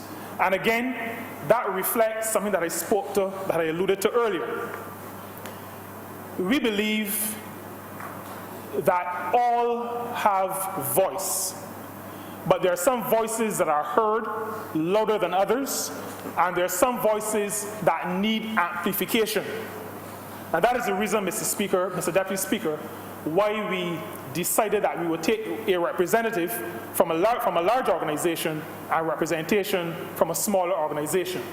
The representation from the large organization on the Social Justice Committee as currently constituted is a representative from the Barbados Evangelical Association.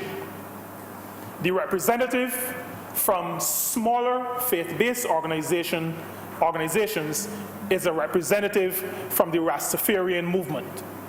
We believe that faith across the board can contribute to the development of the country, and that faith from whatever tradition is important to be heard in the matter of achieving social justice. We in the Barbados Labour Party believe in justice, we believe in transparency, we believe that these are matters not just to talk about, but to act upon.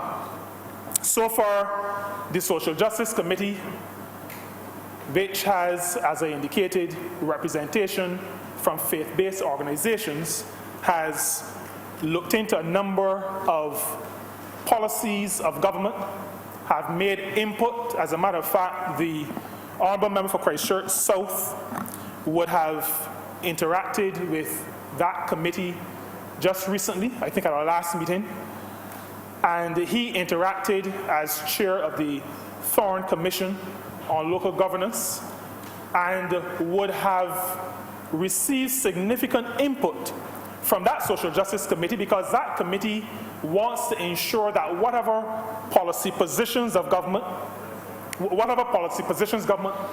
articulates, or whatever structures government creates, have the impact on creating the impact of creating a just society. And so for that particular meeting of the Social Justice Committee, we invited additional members of faith-based communities. And at that meeting, the Barbados Christian Council was invited and included and attended, and the Muslim Association of Barbados was also invited, and they attended and made input into the discussion. And so, Mr. Deputy Speaker, I'm just using those as examples of this government's commitment to working with the faith community, to working with faith-based organizations, because they are critical members of civil society, the third sector, and we embrace them while recognizing that there is and will continue to be a separation between church and state, or what I would prefer to say, faith-based organizations and state, recognizing that separation, respecting the separation, understanding that we are called to do the same thing but in different ways. While understanding all of that, we recognize that they are to be embraced. The faith-based community, faith organizations, they are to be partnered with. They are to become important partners as we seek to rescue, rebuild, and restore this country we call home. They help us as we build families. They help us as we build communities. They help us as we build our society. Mr. Deputy Speaker, before I sit, I want to say to the country, and while I'm here,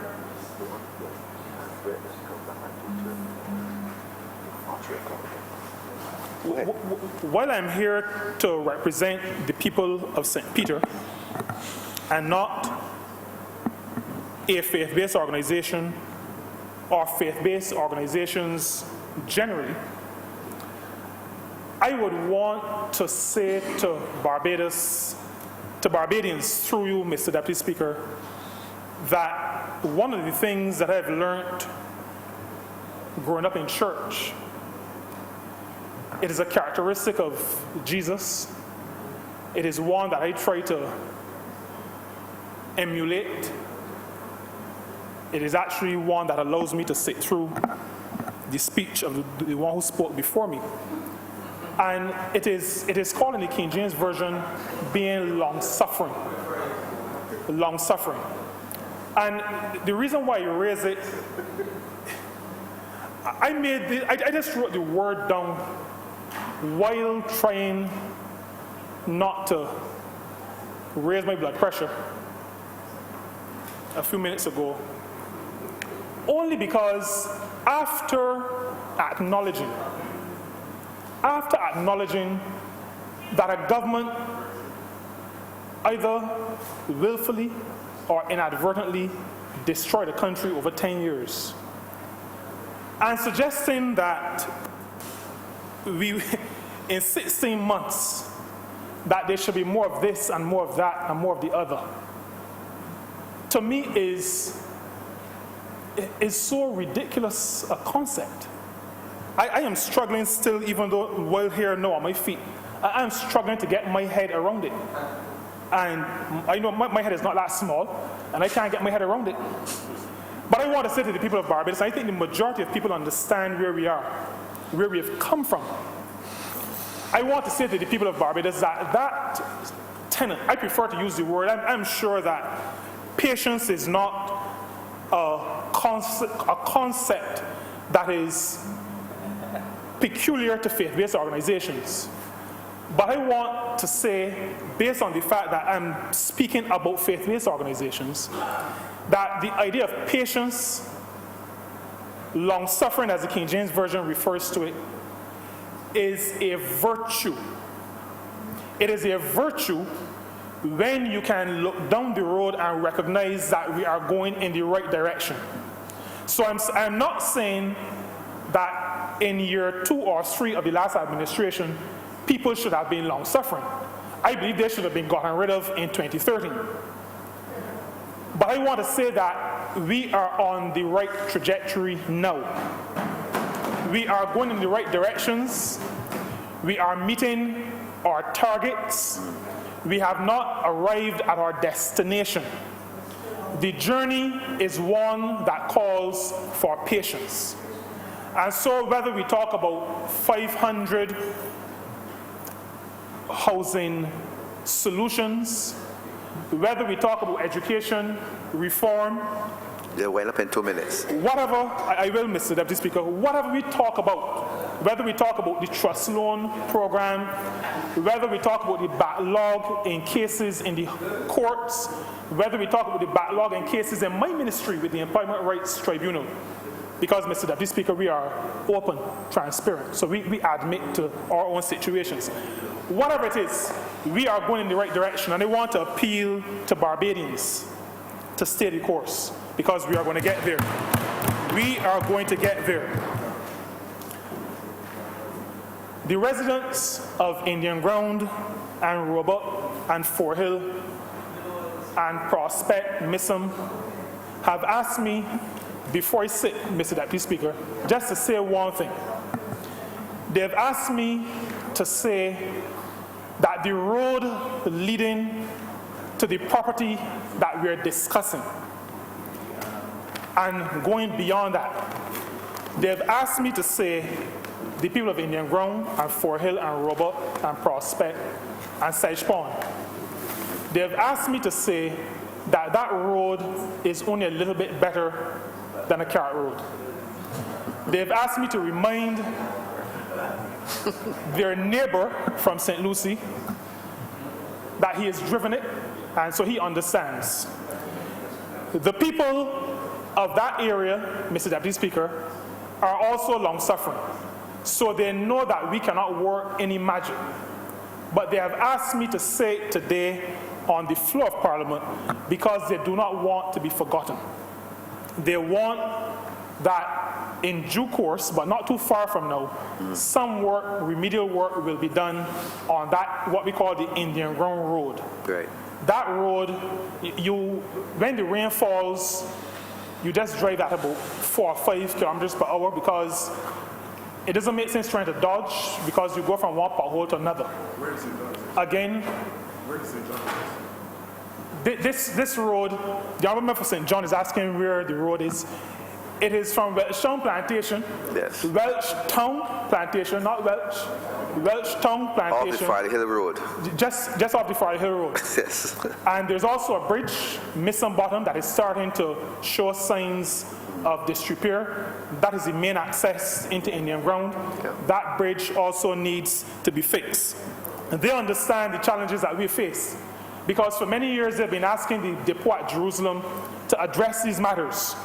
And they've always been told, we want to, but no equipment, no materials, no supplies.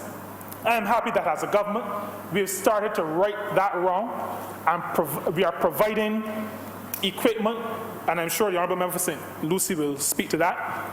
But I just wanted to say what those who sent me here asked me to say. That road is not to be forgotten. And so, Mr. Deputy Speaker, I just want to again restate my support for this resolution. I think it speaks to the views of an enlightened government, a government that recognizes it cannot do everything on its own, that recognizes the value of faith-based organizations, that recognizes that there is more to be gained by partnering with these organizations so that together we can build that just society. I'm obliged to you. Thank you. Member for St. Michael South Central. Thank you, Mr. Deputy Speaker. I hope to be brief on this matter, but I stand in support of this housing resolution, and I am very much in support of what I see as the growing partnership among the state, faith-based organizations, third sector organizations, and really the public for the implementation and the realization of the social compact. Because that is what this is, Mr. Deputy Speaker. This is not about the government having its own agenda. If there has been any administration that has most demonstrated the principle of consultation and engagement, it is this current administration led by the Honourable Member for St. Michael Northeast. Certainly, as we were developing the manifesto, we as a policy team came together with members of the private sector, of faith-based organizations, of the third sector, of all kinds of people from all kinds of backgrounds with all kinds of experience, to get a sense of what it is that the people of Barbados want done in their name. It is the reason why we began, Mr. Deputy Speaker, with the Covenant of Hope, to start from a background of principles and what we stand for, and then to build from there, to talk then about what will we do in the name of the people of Barbados. Because when people understand what you stand for, what your values are, then they trust you to be able to act with them on their behalf. And that was the approach, sir, with respect to the manifesto. The Honourable Member, the Honourable Leader of the Opposition would recall, I hope, that that was the approach that we took. But in case that after the events of this past weekend that seemed perhaps may have engendered some nervousness in him, in case it has caused him to forget a little, I will remind him that on page 50, before you get to page 72 where his signature rests, on page 50 of the manifesto, we talk about our approach to housing. We talk about the fact that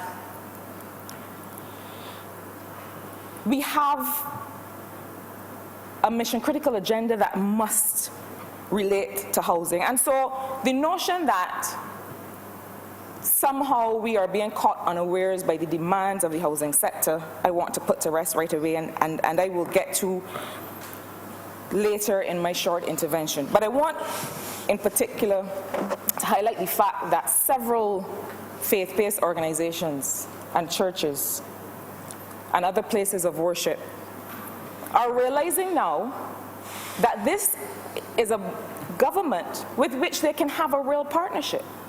How many stories, how many cases have been brought before us in the last 16 months of requests that were ignored by civil society who simply wanted to participate in the country's development? And we've had to deal with and unstick and resolve so many incidents of the last administration having ignored, knowing that they were cash-strapped and didn't have a clue about how to resolve that, but yet ignoring the letters and the requests from those who were only seeking to help their fellow Barbadians. But we see now that the church and third sector civil society organizations have more than hit the ground running again, because they see that this is a government that is about partnership for development, and that we will do what it takes to make sure that all can be involved in the process.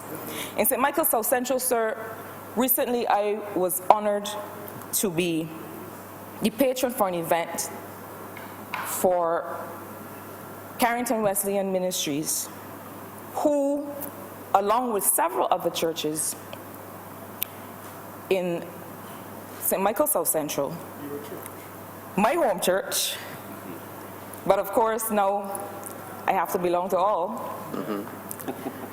But the work that that institution is doing to be a part of the social compact for development is admirable. And they too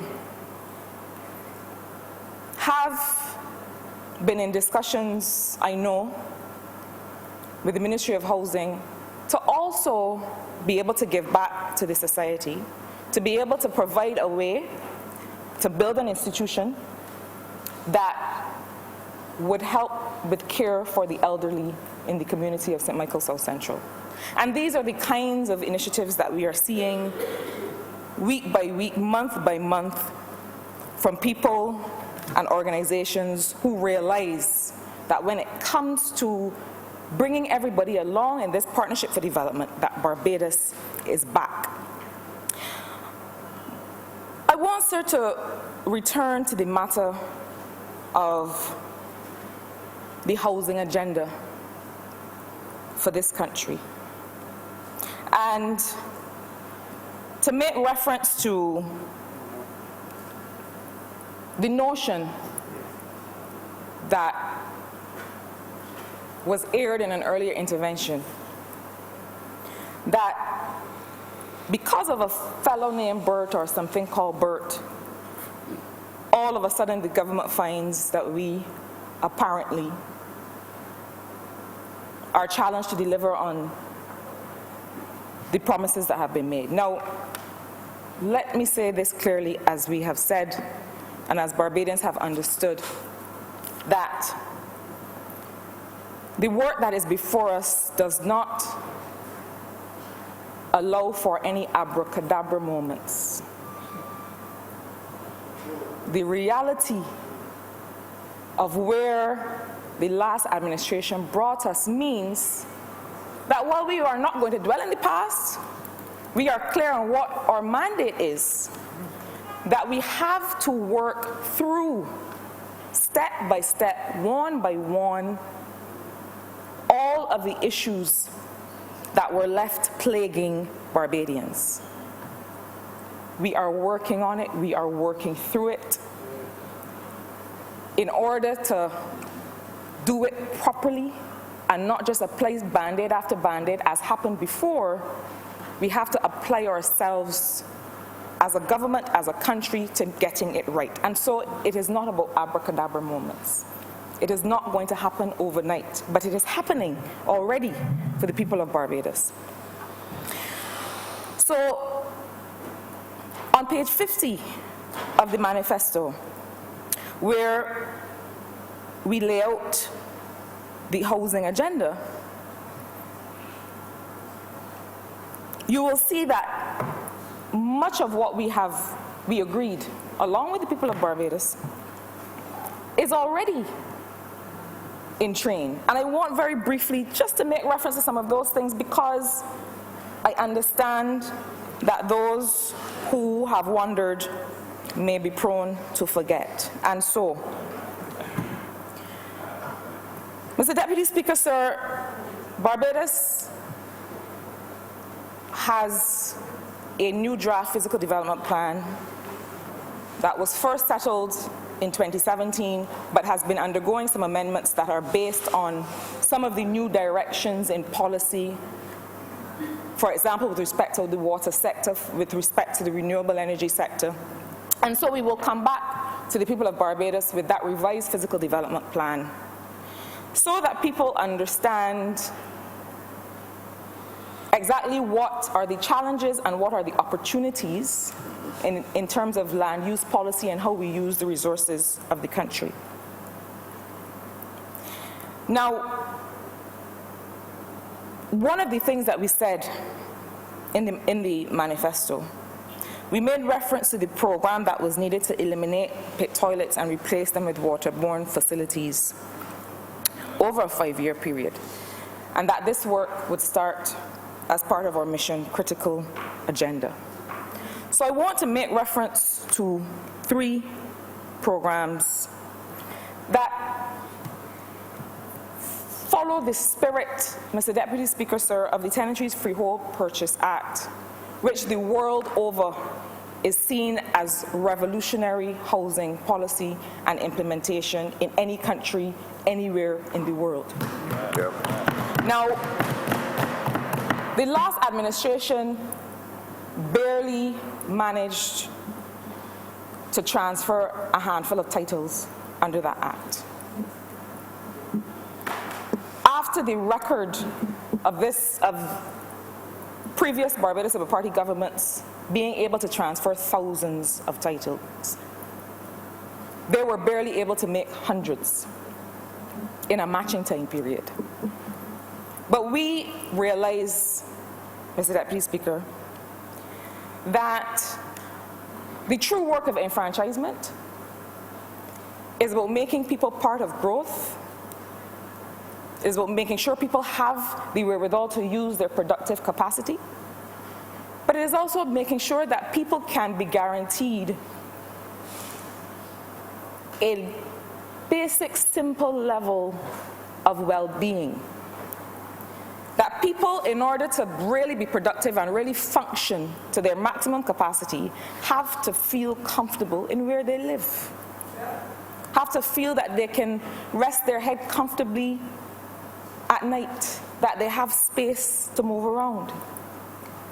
We keep talking about blocks and what blocks are or are not. But I will say this: if people don't feel that they're comfortable staying inside all the time because of whatever situation, because there may be overcrowding, and we know that there are communities, in particular in urban Barbados, where there are the number of people within households far exceed the numbers that those households or those units were built to hold. We know that it is true. And one of the things we said in the manifesto was that we would make sure that we provide persons affected by the severe overcrowding, in particular in the predominantly pre-1970 public housing, such as in the Pine and such as in Silver Hill and Gall Hill and so on, with access to housing and basic services. And it is the reason, sir, for the first initiative to which I'm going to make reference. And that is that as a part of the planning gains process in the new Planning and Development Act, we are able to allow for the acquisition of lands to help ease some of the overcrowding in these areas. And I'll explain what I mean. Traditionally, planning gains or planning obligations where a developer who has submitted an application, as part of the consideration and review of that application, understands that they have to contribute to the amenity around them. They have to contribute and bring the country along, because if you are going to benefit and make a profit from the patrimony of a country the size of this very small island, with all that it has to offer, but limited resources, that you make a contribution. Now, that contribution could be in terms of green spaces and other services. It could be in terms of training and jobs for the surrounding community. But it can also be in terms of providing additional lands, as has been done in many jurisdictions, to address some of the social and other economic issues. And so already we have begun making use of those planning gains in partnership, again, with the private sector, because they also realize that if they are to maximize their profits, they need a stable society. And so they are in this partnership for development with us to say, as part of my contribution, as I develop this hotel or this renewable energy plant or whatever the activity is, that I will also contribute a certain number of acres, a certain allocation of land, so that we can, one, ease the overcrowding in these communities and have people feel that they can go home and call their space home. But further, to do something else, sir, that we said in the manifesto. And that has to do with making sure that people who are earning within a certain income category, and many public servants, sir, would fall within this category.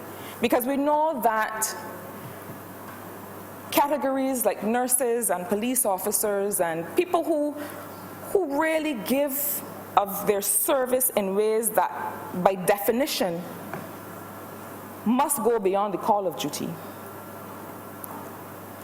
that they find it difficult, several categories of Barbadians in the public and private sector, to be able to afford housing.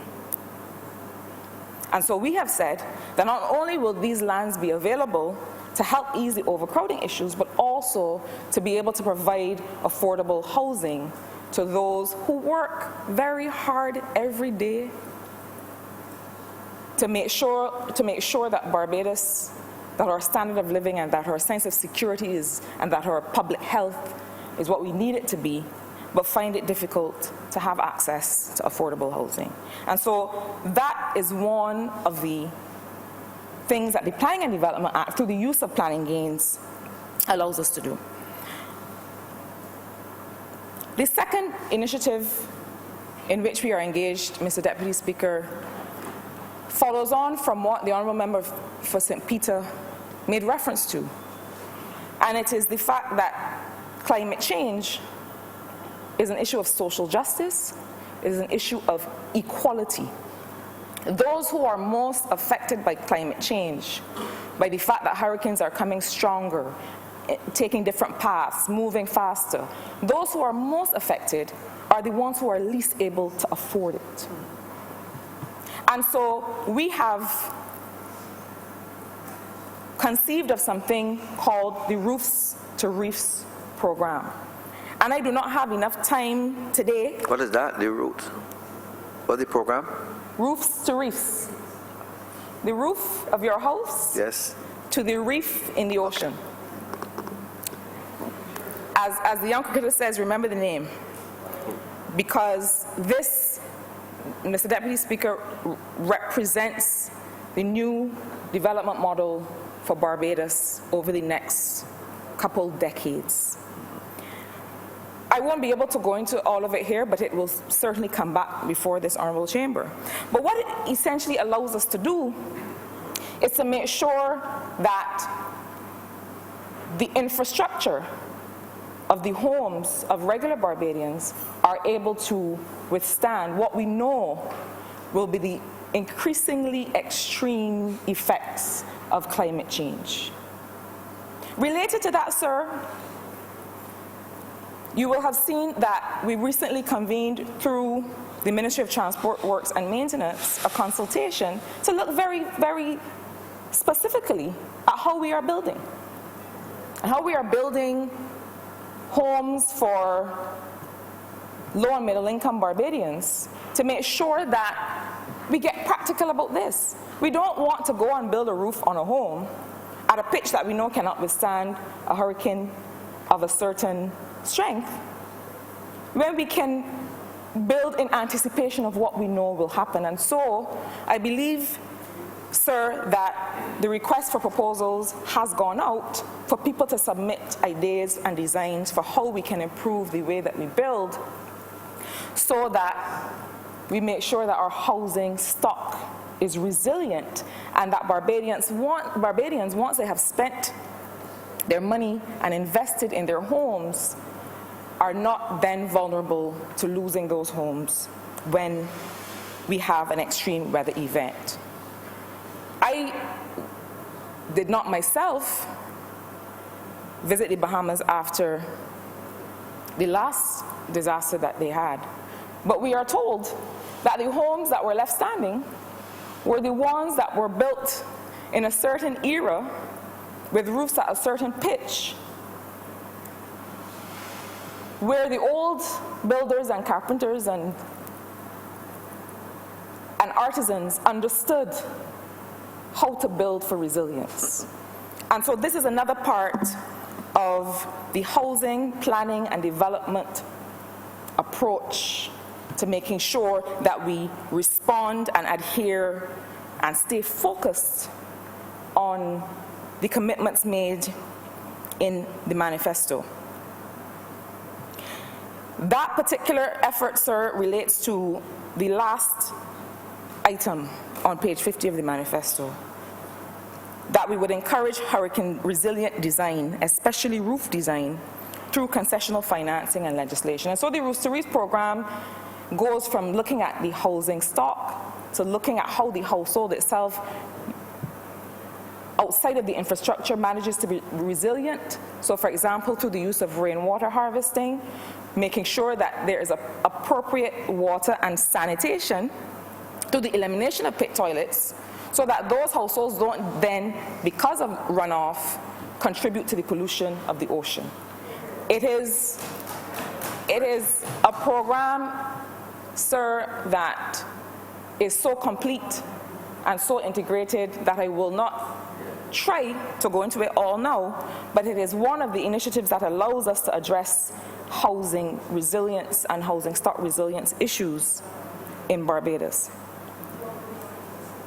The final one that I want to make reference to has to do with work that has already started in the ministry that is ably led by the member for St. Thomas, where that ministry has realized that people's well-being is integrated. A person does not experience a housing issue in one corner and a health issue in the other. We have to respond to the whole person. And so we are developing, along with one of our international development partners, a poverty reduction program that allows us to address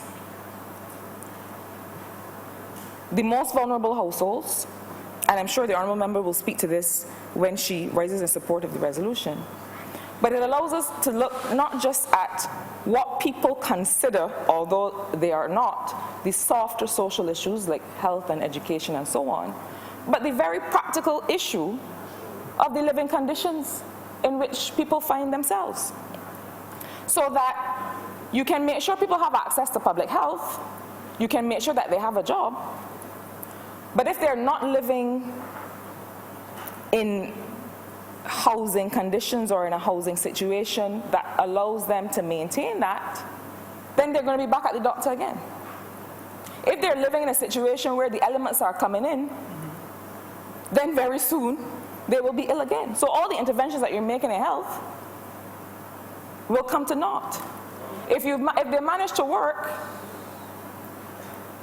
but they're not in a housing unit in which they feel comfortable or in which they're protected, well, they'll be spending all the money to fix whatever are the repercussions of not having adequate housing. And so we have to address the whole person.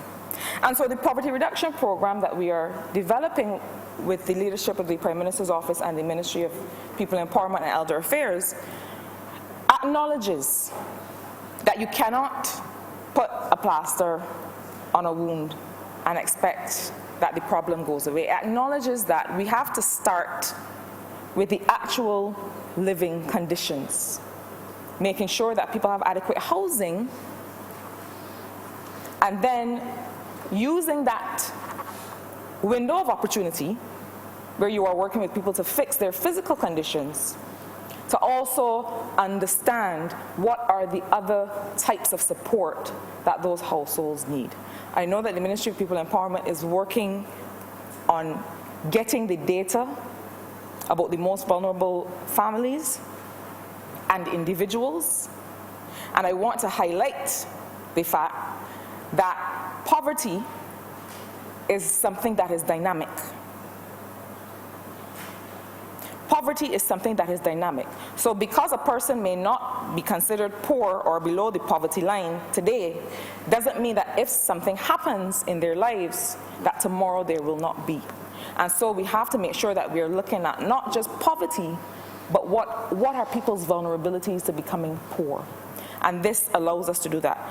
But those three initiatives, sir, lest there be any doubt, are three of the major development initiatives that we are undertaking through concessional financing in partnership with international agencies to make sure that we are able to address those housing and well-being issues that are referenced on page 50 of the manifesto, that Barbadians said to us very clearly are areas that are important to them.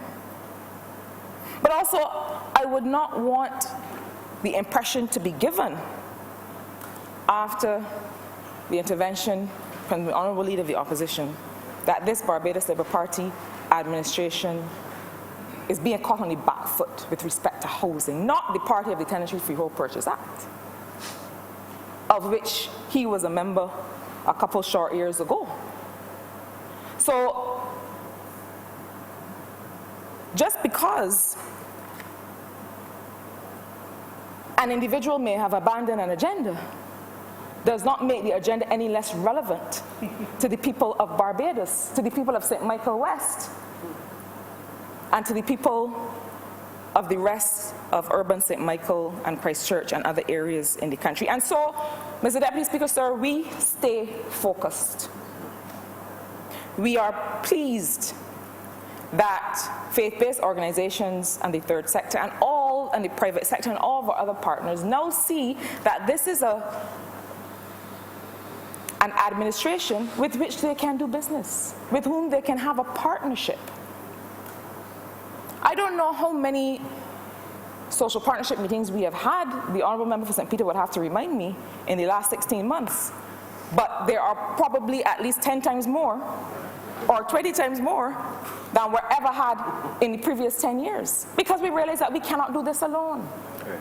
That these partnerships like this, where churches and other institutions, faith-based organizations, join with us to make a better life for our people. This is what Barbados needs now to go forward. And so, sir, I support this resolution, and with those few words, I thank you. Oblige.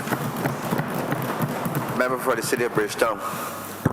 Mr. Deputy Speaker, I beg to move the suspension of the sitting for lunch until 2:30 p.m. Question is that this House be suspended for lunch until 2:30 p.m. All members in favor say aye. Aye. Those against say no. I think the ayes have it. This House is now suspended until 2:30 this afternoon.